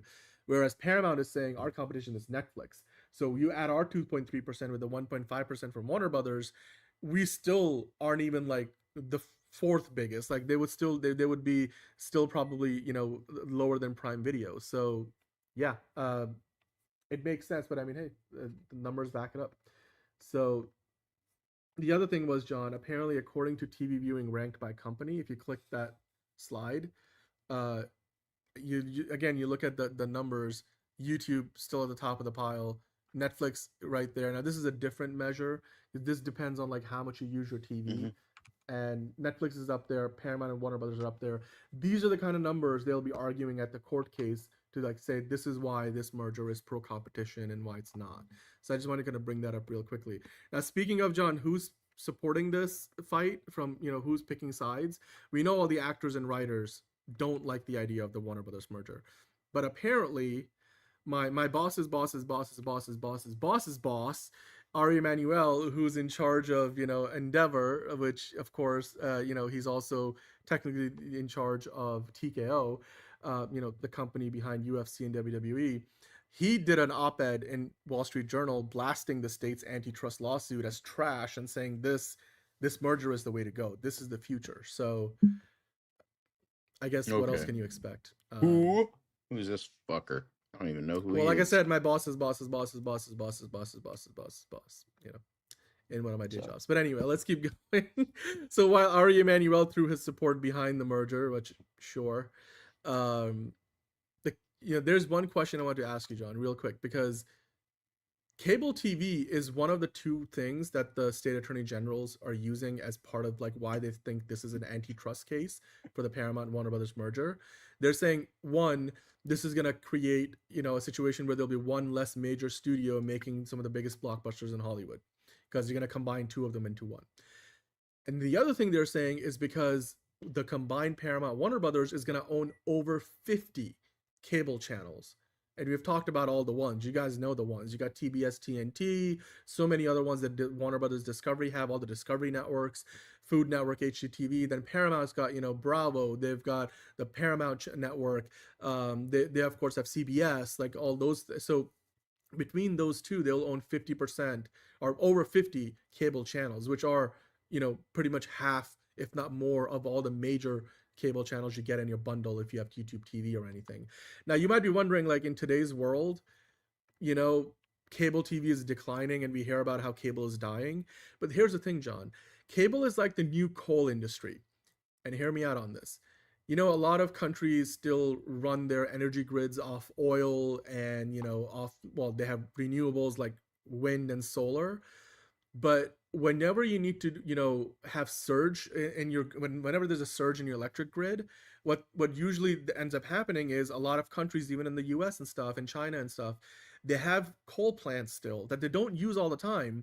But if you have a big surge happening in your grid and you all of a sudden need to, there's a demand goes up, like in the summer, it's a really hot day, there's a heat wave, or like in the winter, it's a really freezing week, and people are using their heat a lot more, and you all of a sudden have more demand than you have the capacity to supply with your usual power plants. Coal is what you can immediately start up very quickly, because revving up any kind of power plant that's, you know, oil based or any other kind of, like, you know, solar can only do something for you during the day. Wind, you know, can, you know, it gives you what it gives you, but not so much more. So countries use coal as, like, they'll wind it up. And then also coal tends to be like, still like, it's declining, it's becoming a smaller and smaller part of the mix, but it still generates a lot of cash. And cable is basically the coal of the media business today, because the cable business is declining every quarter. All the cable companies like Comcast, Charter, and everybody, they all report declining subscription numbers. People are still cord cutting, but the thing about cable is, cable still is a cash cow, and cable generates a lot more money than the streaming services do, because the cost of running a streaming service is so high. So in this merger, the reason why cable is so important, and why, you know, the attorney generals are using that as one of their points for the antitrust case, and why Paramount should be worried, is because Paramount's going to have over $100 billion in debt. And the cable business is going to be where a lot of the money, the cash, is going to come from for the first few years to service that debt, to pay it down. Because it's not like HBO Max and Paramount Plus are going to bring all that money in. They're forward-looking businesses, but they don't make a lot of money now. So, I mean, John, do you feel like ultimately this means that either they will have to make some concessions about the cable channels they have, or do you feel like the cable might like, ironically enough, wouldn't it be ironic if the cable channels are what bring this merger down?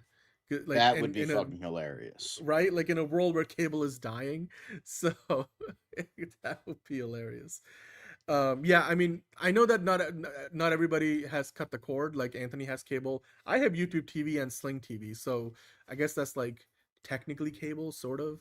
But yeah, but I mean, that would be the ultimate irony if cable is the reason why this merger gets killed in today's media environment. So anyway, those are all the updates from the world of the Warner Brothers Paramount merger. We'll leave that there for now, and obviously as there's more developments, we'll keep you guys posted. So with that, John, I feel like we have finally earned ourselves some quick hits. So let's go through some quick hits, shall we?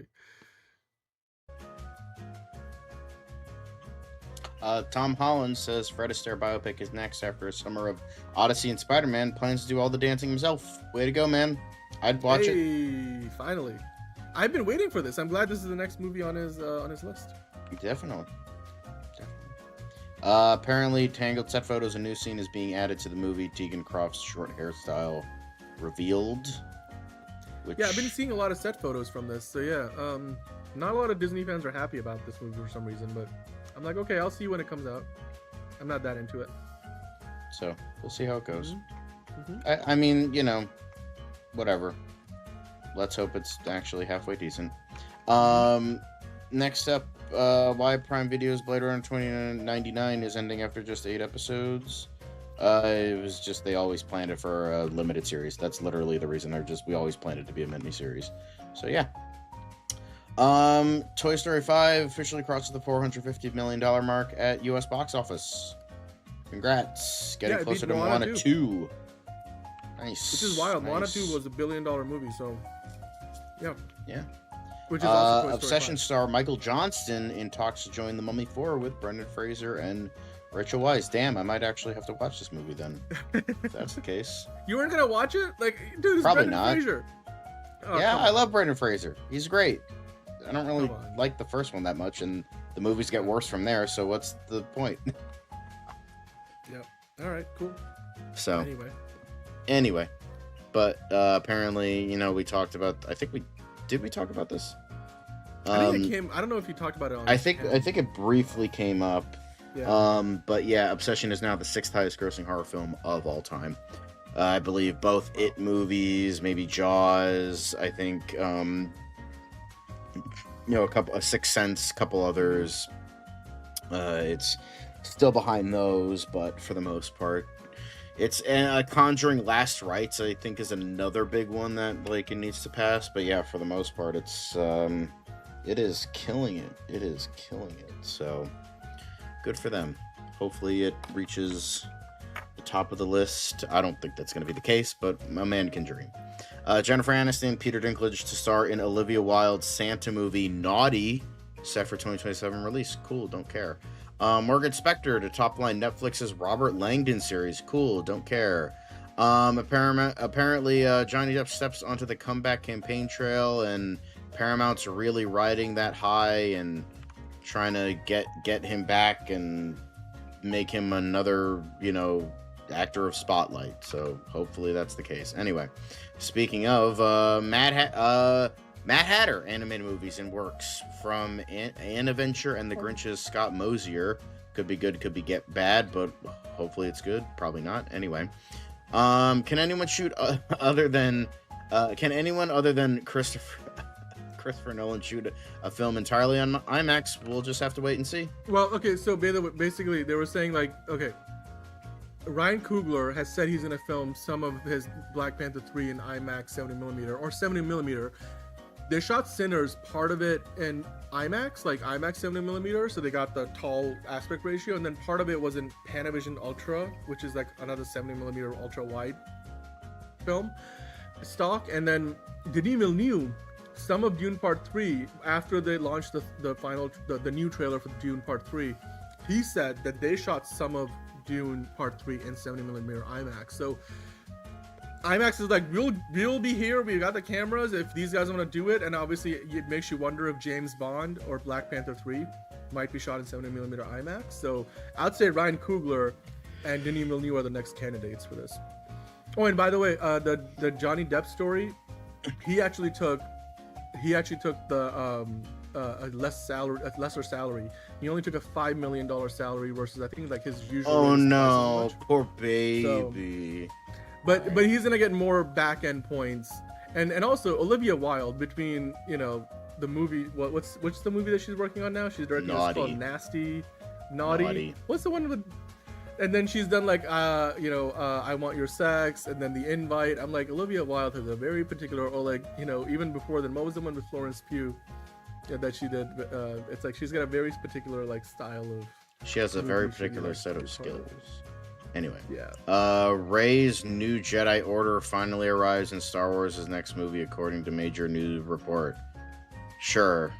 This is So in Starfighter, apparently Ryan Gosling's character is taking his best friend's kid, which is the kid character, to a planet looking for the Jedi Order that Rey has established. That's the rumor. Okay. Yeah, Luke failed at fucking making a new Jedi Order, but Rey succeeds. Yeah, sure. Okay. James. Or she's trying, I guess. Apparently, WB threw their theatrical window commitment out the window, dropping teaser announcing Evil Dead Bird hitting digital purchase next Tuesday, only 25 days after the horror hitting theaters, grossing 64.7 at the global box office. But considering that Evil Dead Bird didn't really cost that much to make, I feel like that kind of makes sense to me. Like, it cost $20 million and it made $65 million. So, yeah, that's pretty much double over. What's that sizzling noise? Okay. They made 2.5 their, budget. So it was kind of a success, but I don't know. They also have the marketing budget. Who the fuck knows? But they made their money back, so it's fine. You know who's gonna make his money back? Our boy Ryan Gosling, who, was lying through his teeth to poor Josh Horowitz. They're like, hey, Ghost Rider. They're like, what's up with that? And he's like, shit happens. We'll see, Have there been discussions? Yeah, maybe discussions. Yeah, sure. Yeah. And, he's not doing quite a good job as Andrew Garfield, but Ryan Gosling is, he's doing well. He's doing well. So, this was just really funny. Gotta love it. We love our boy Ryan. And then a couple more. Amazon MGM keeps fully invested at the theatrical experience, and apparently, your boy Michael B. Jordan is, the Thomas Crown Affair is Gonna 100% be in a theater and film for IMAX, not in IMAX, but for IMAX, and it's being actually directed by him too. I actually didn't know that. I don't know if we talked about that, but so that's cool. Love to see that for him. So Creed 3 was great, and I think he had a really good eye for directing, so I'm curious how this will do. I'll try to watch the original 2 films before this, but yeah. Then finally, Kill Jackie, starring a glamorous, lethal Catherine Zeta-Jones, acquired by Warner Brothers Discovery for HBO Max. Gonzo revenge thriller Kill Jackie has been picked up for HBO Max in Spain, Portugal, Sweden, Denmark, Norway, Finland, Iceland, France, and Belgium, where the series, it's a series, not a movie, will debut in 2026. So, cool. Great. Love to see it. Yeah. Sorry, I was hungry. That's why you were hearing the sizzling. I was like, what's that sizzle? Well, you making fajitas over there? Goddamn. No, I was just cooking a patty. So anyway. It's been a long show, man, and I've been talking for most of it. I just wanted to take a whatever. But yeah. But thanks for watching the news portion. Now we're gonna go to DCU Daily. So let's get this party started, baby. Let's go. It's another project that's been blessed from the beginning. There's the shot right there. That. Okay, we don't need to see right there. Hey, buddy. Eyes up here. Now you want to get nuts? Let's get nuts. Here we go. Victory mine. Ask me how am I doing? I'm telling you, really, I'm doing sublime. I never wait in a stewardess line. I just go do it. I'm moving my time. Really had nothing to do with it. How am I moving? I'm moving like you want to shine. Follow my lead. Don't listen to lies. I had to put me all on the line. That's why I know that victory's mine.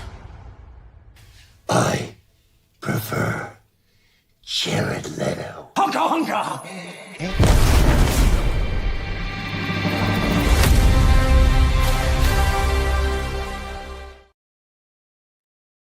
All right. DCU Daily time. Let's get into it, John. What are we talking about today? We're going to be talking about all sorts of fun things. We're going to be having our quick hits, a little bit of Lanterns, got a little bit of the Batman Part 2, but it's going to be all 100% fun, I guess. I don't know. I'm tired. I mean, look, I've got something special for Caleb. Not Caleb, sorry. I have something special for Jalen. Jalen, if you're watching, just hang on to your butt and other things. Or your cock, one of the two, So John said it, not me. What am I munching on? I made myself that, which is, a sandwich. So, yeah, blessed from the beginning. I thought Jalen was here. He was here earlier. Did he step out? Oh, man. All right, maybe we'll have to save it for when he's back. All right. Anyway, let's keep going. The first thing we got to get into, as always, Dan, quick hits, Parrots, Ducks, Pelicans, of DCU news. And the first thing, something dropped for Cape Crusader Season 2, which is pretty cool because all the episodes are going to crop up on Friday. So that means I got to binge this garbage show in 2 days, so then we can review it on Monday. I'll watch it. Oh, Jalen's back. I haven't even finished Spider Noir yet, and that's an actually good show. So, that's it's long. All right, sorry. Jalen's here. All right, Jalen. We'll just hold on tight.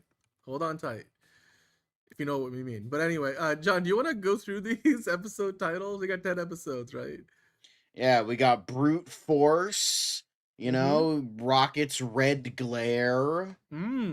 Deep Cover. Very generic titles. The Spectral Hand, The Devil's Due, Sudden Fear, sounds like a Jack Ryan movie. Her Dark Reflection. I think that's the Mad Hatter episode. 0 Hour, Dead Before Dawn. It's like Dead by Dawn, but not as interesting. The Laughing Death. So that's definitely going to be a Joker episode. So yeah, very cool. I wonder what Brute Force is about. Bane? That would be funny, but no, I don't think so. But yeah, if you're excited for Season 2, all 2 of you, then cool. I agree with you, Eric. Agreed. Technically, I've heard 0 Hour many times before Fortnite, but what are we doing? Yeah, we're gonna get a Joker episode. That's a big win. Okay, well, let's keep going, John. We got more to get into, more quick hits. Yes. You talked about Batgirl Apparently, earlier. Leslie Grace speaks about the cancellation of Batgirl. The biggest lesson that I took away was that there are things that are just out of your control, that you could give your very best performance on any given gig, and you don't own the final product. So, just very Yeah, she's like mature words on the whole situation. Like, she's not mad about it. Doesn't seem like it, at least. So, I mean, she's come to terms with it. what are you 'Cause gonna it's do to it's be mad about it, right? So, it's out of her control. I think she came to terms with the idea that, look, you put in the work, and like ultimately, like it's it's not up to you. And I mean, it's true. It's very rare that an actor has the pull, and like even Tom Holland probably would never have any kind of like, even now as probably one of the producers on the Spider-Man movies, he doesn't have that kind of pull. So, I mean, yeah, Leslie Grace, wasn't her fault. But I do hope that Leslie Grace gets a chance to play another character, if not Batgirl again. Like, that's one that I would like James Gunn to like just not do a do-over. She looked the part, and I don't think she was probably the reason why the movie wasn't gonna be good enough to release. So hey, Sanju, she could be a good Vixen too. We should do a Leslie Grace in the DCU fan casting. Although she's not a very high profile actress, so I don't know how many people would know. yeah, the thing is, I don't who really she know her is. acting capabilities, so So maybe she could suck as an actress. I don't know. Like, I hate to sound mean, but that could be the case. well, let me look it up real quick. So Leslie Grace, well, she did In the Heights. That was a musical. That was the big project before Batgirl. So she was on quite the run there. She did The Thicket in the Summers. Yeah, she doesn't have a lot on her credits. I mean, in the Heights is the biggest thing she did in 2021 now. So yeah, I mean, and then the Would Be Batgirl movie would have been her like big breakout role. So Renee Montoya, Yeah, and you know what they could do is like they can make her if she's Renee Montoya, they could make her the Question, so that could be interesting. Hey, she's literally born 2 days after me, January 7th, in 1995. Cool. Cool. So yeah, I mean, ain't that fun? Anyway, let's move on. Definitely play our boy Zach with the Bulge Watch fully back. Hello. There's the shot. There's right the shot there. right there. Now let's zoom into this. When Steppenwolf falls, hope rises, and look at that. look at that butte right there. Hello. That's the POV view there it is. There's the shot right there. Now I'll zoom into this. Okay, bam, right there. Bulge Watch, baby. Let's Perfectly go. done. Perfectly done. Hell yeah. Anyway, Supergirl releases on. Well, there's this was that from for Jalen. John, was, you gotta scroll down on the zoom into it. Like, just give Jalen what he's here for. Yeah, there we go. Okay, I'll zoom out a bit. Now, yesterday we were talking about the photos from this sequence. We were like, it felt like this wasn't how it was in the movie. But John, this is how it was in the movie.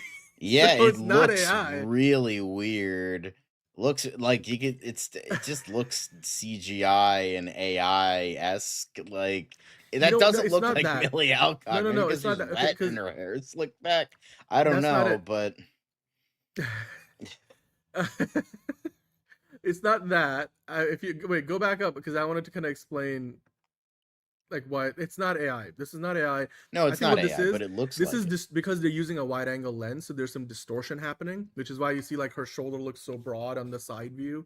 And then like she's not a very I know Millie Alcock is not a very chesty person per se, but they clearly have padding in the suit to sort of like give that like statuesque look. And it just gets exaggerated because of the camera angle and how they're doing their orbiting move. Right. Now, that being said, it's not just this version of the suit that's got the padding. I can prove to you that this is, yes, I mean, again, we're paying attention to the wrong things, up here, eyes up here, like a Superman would say. Go to the next thing, John. This isn't AI, Caleb. This is from the movie. It's like a clip from the movie. And I click into these photos, because this is the previous suit that they use in Superman. You can see there, look at Millie Alcock's chest area, like in the suit. All right, goddamn. Padding. Again, I'm saying the other shot is real because like you see even the other version of the suit, they had padding in there. It's just it's part of the suit. I will say I am glad they changed the suit because it looks better. Yes. I like the It looked golden more belt a hell generic, of a that lot one. more than Yeah. the not golden belt. So I mean, clearly, like this is what like they did a more generic version of the suit, and then they did like one like that actually counts. But there you go. Wow, Jalen's already This on looks to number very 2, cute. John. It is very cute. This one is also. And by the way, you know what's ironic? These are all from a clip that was in the Supergirl behind the scenes bonus features, even Yeah. though the shots are from the Superman movie, which is kind of funny, but sure. Hey Marco, it's aerodynamic. If you know you got smooth curves and you know just for the airflow to like just kind of go over, and it's just you don't want a bumpy ride if you know what I mean. Anyway, I'm gonna stop talking. But yes, John, these are great photos, and you could go back to the real suit from Supergirl for a second. You know, we'll help Jalen out. The fucking Sorry. first comment. God. Jesus fucking Christ, dude. I mean, you're not Oh, wrong, God. but god damn. Holy fuck. So brutal. So brutal. It's wild. You know what? If only it worked like that, we just said, James Gunn, show me your bat suit right now. And James Gunn did. That would be a dream. That would be a dream. Anyway. My humor is equal to that of Amy Schumer. I don't know, Caleb. What is your humor like? I'd love to hear your Okay, that's we might have to put you in timeout for that one. That's actually mean. Holy shit. Come on, man. I'm gonna get started, Dan. Oh my God! No, I'm just kidding. I'm just kidding. I'm not that angry. You should. No, by Well, all means, I should be because we're talking about fucking lanterns next. So you know. All right. Well, no, let's put the rant alert on because I feel like you will go into a bit of a. No, I won't. We don't have No? anything Okay. to rant on. It's just kind of whatever crap. You know, while Anyway. Doomsday and Spider-Man Brand New Day make billions of Oh dollars. my god, 30 million whole views. The biggest trailer launch of any DC series for HBO Max to date. Yeah, I mean, well, fucking, what's the Doomsday one at? Like fucking 400 trillion now? Oh, okay. Yeah. Well, was it 500 million last week? But I mean, look, Lantern looks good to me. I talked about it over the weekend and on Monday too. But John, compared to other series, we actually have a ranking. If you go to the next one, so Lantern's now sitting at 30 million plus, which compares fairly well to others because Peacemaker season 1 and season 2 combined for just about that much.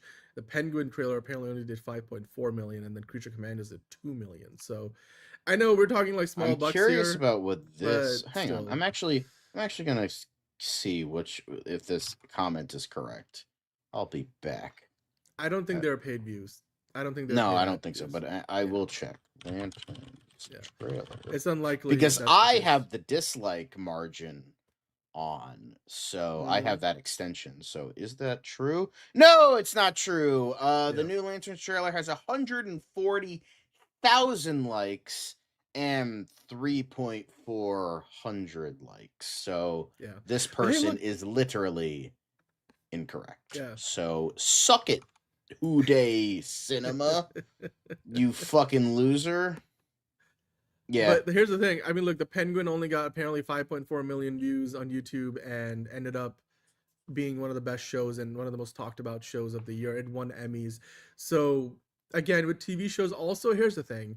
These numbers only refer to the one video on the one particular channel. You got to remember, HBO has regionalized versions of the YouTube channels. Like you've got HBO Max Australia, HBO Max India, HBO Max China, which China doesn't even have YouTube, so they're probably on the different YouTube, the YouTube equivalent. China. Depending on where you are in China, what you have access to. But like, or like, you know, Fuki, for example, is from China. But yeah, so you can't really, this is why, like, if you were looking at the 500 million views for Avengers Doomsday and then went to the actual trailer from the Marvel Entertainment YouTube channel, that alone is not the one that's going to give you 500 million. You would have to add them up from literally every platform on social media where they release the trailer. That's how they get that number. So I think the actual aggregated number is probably much higher. Yeah. But it's a TV show, so comparing it to a movie, I think at the end of the day is like a, you know, apples and oranges. It's a wasteful exercise. So Yeah.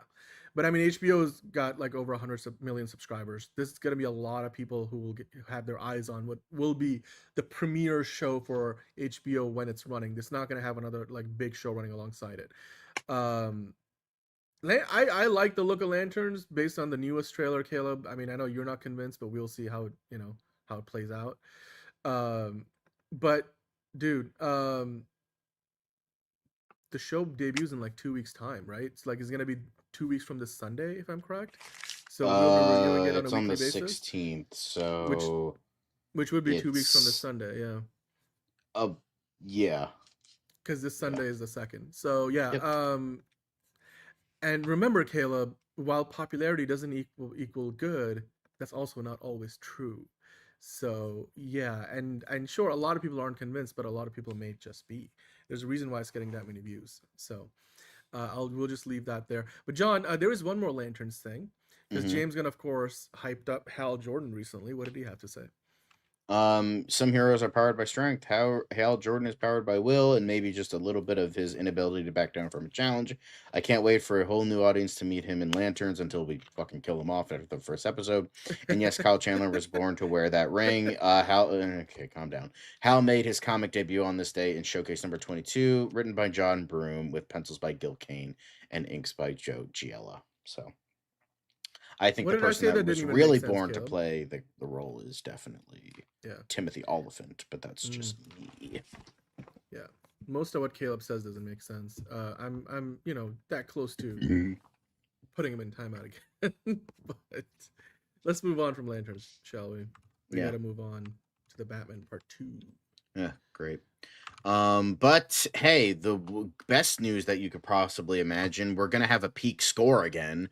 Michael Giacchino says he expects to return to compose the Batman Part 2. I don't think there's a world where Matt Reeves would allow me not to be involved. All right, cool. We might get a shit movie, but we will have a peak score. So like, Michael Giacchino's score on the Batman was easily the best part of that fucking movie. So, Ooh, I mean, I loved a lot of things about the movie, so it was one of the best parts for me, but it's good to see this. So this was actually not the full quote. If you go to the Screen Rant article for a moment, John, we have the full quote from what Michael Giacchino said. He was being interviewed here by, I think, Screen Rant. So the whole thing of what he said, if you zoom into this, he said, I don't think there's a world where Matt Reeves would allow me. Oh, scroll up. Nope. Sorry. Allow me to not be involved. He and I are such good friends, and I love working with Matt more than anybody. He's the greatest. We will have a little bit of time for that. We still have a little bit of time for that. Good things come to those who wait. So I know Michael Giacchino is currently busy with, obviously, Spider-Man Brand New Day. I think he's got another movie or two that he's working on. Like I remember talking about not too long ago. Like he's got a couple other big things. So yeah, obviously for him, the Batman Part 2 is not the next thing, but it is going to be one of the next things, because I'm sure, like, as most composers do, you usually get brought in during the post-production part of the movie. So yeah, he'll have a lot of time to score this film. The movie ain't coming out till 2028. Now, of course, after Michael Giacchino said all this, John, if you go to the next link, Matt Reeves went on Twitter and I could just scroll down and boom, there it is. He reposted the Screen Rant article news, and of course he's at 100%, which basically confirms it. So Matt Reeves confirmed that Michael Giacchino is back to score the Batman Part 2. We're in for peak again, ladies and gents, because Michael Giacchino is the greatest modern film composer of all time. Even though I will say there's parts of the Batman score that kind of are reminiscent of The Dark Knight, which is not just a me thing. Like, I've seen other people kind of make those comparisons. But again, like, if you're trying to use some inspiration off Hans Zimmer, I mean, where could you go wrong? Because, like, Christopher Nolan copied a part of his Interstellar sequence where they're like trying to sync up with the ship, which was stolen from another movie, which not stolen, but it's inspired by another previous movie. And the soundtrack for that was then basically ripped off by Project Hail Mary for the Time Go sequence this year. So, greatness inspires greatness. So I'm happy about that. And I'm happy to see that Michael Giacchino's back. Gets more emo Batman, ladies and gents. Yay.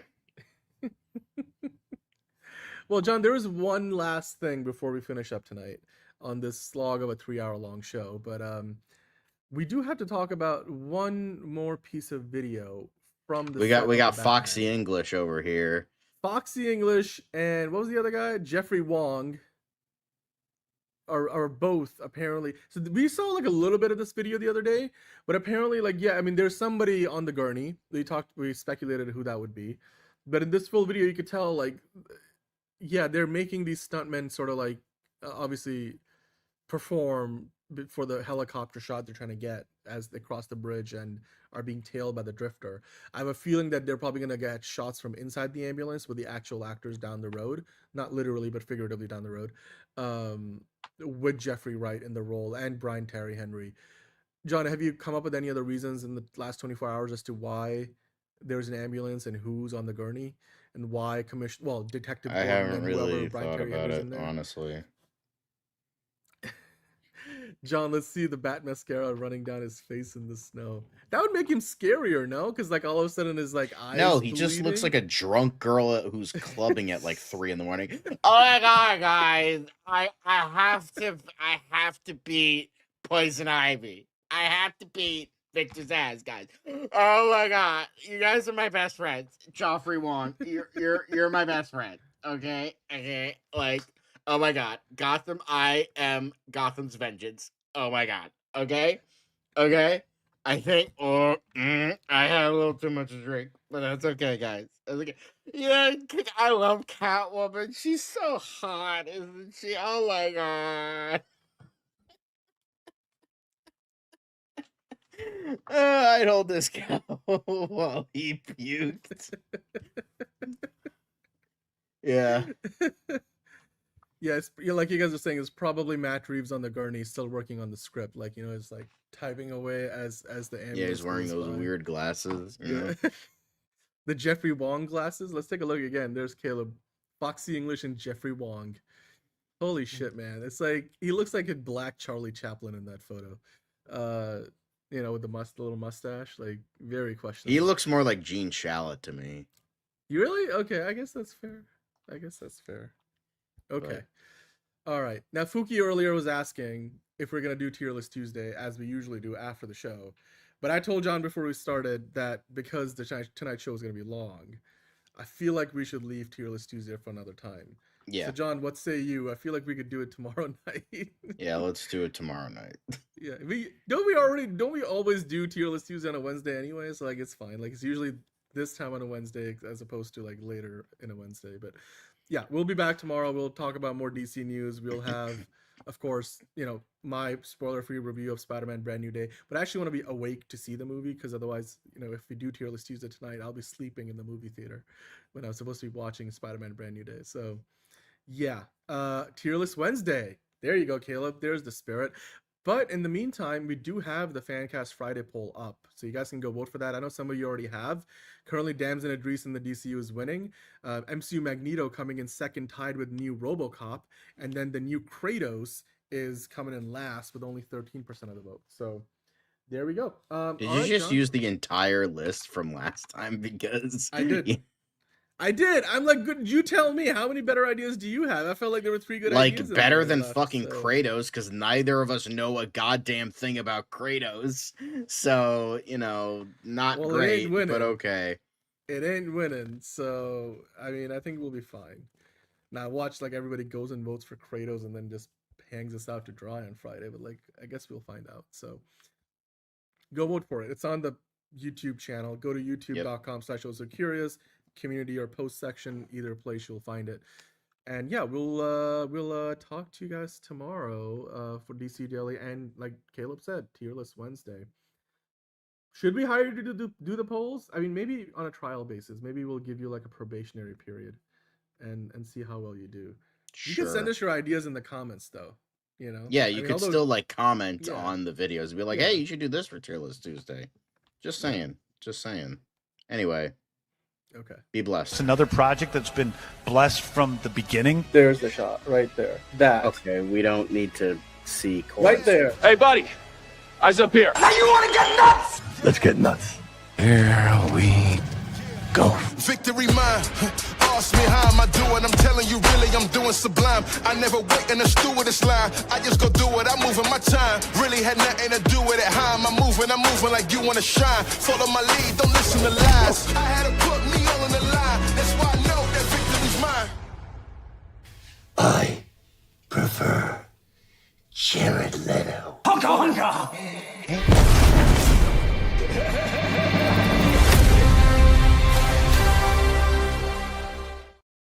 Fuck Tom King, David Ellison, and Jeff Snyder.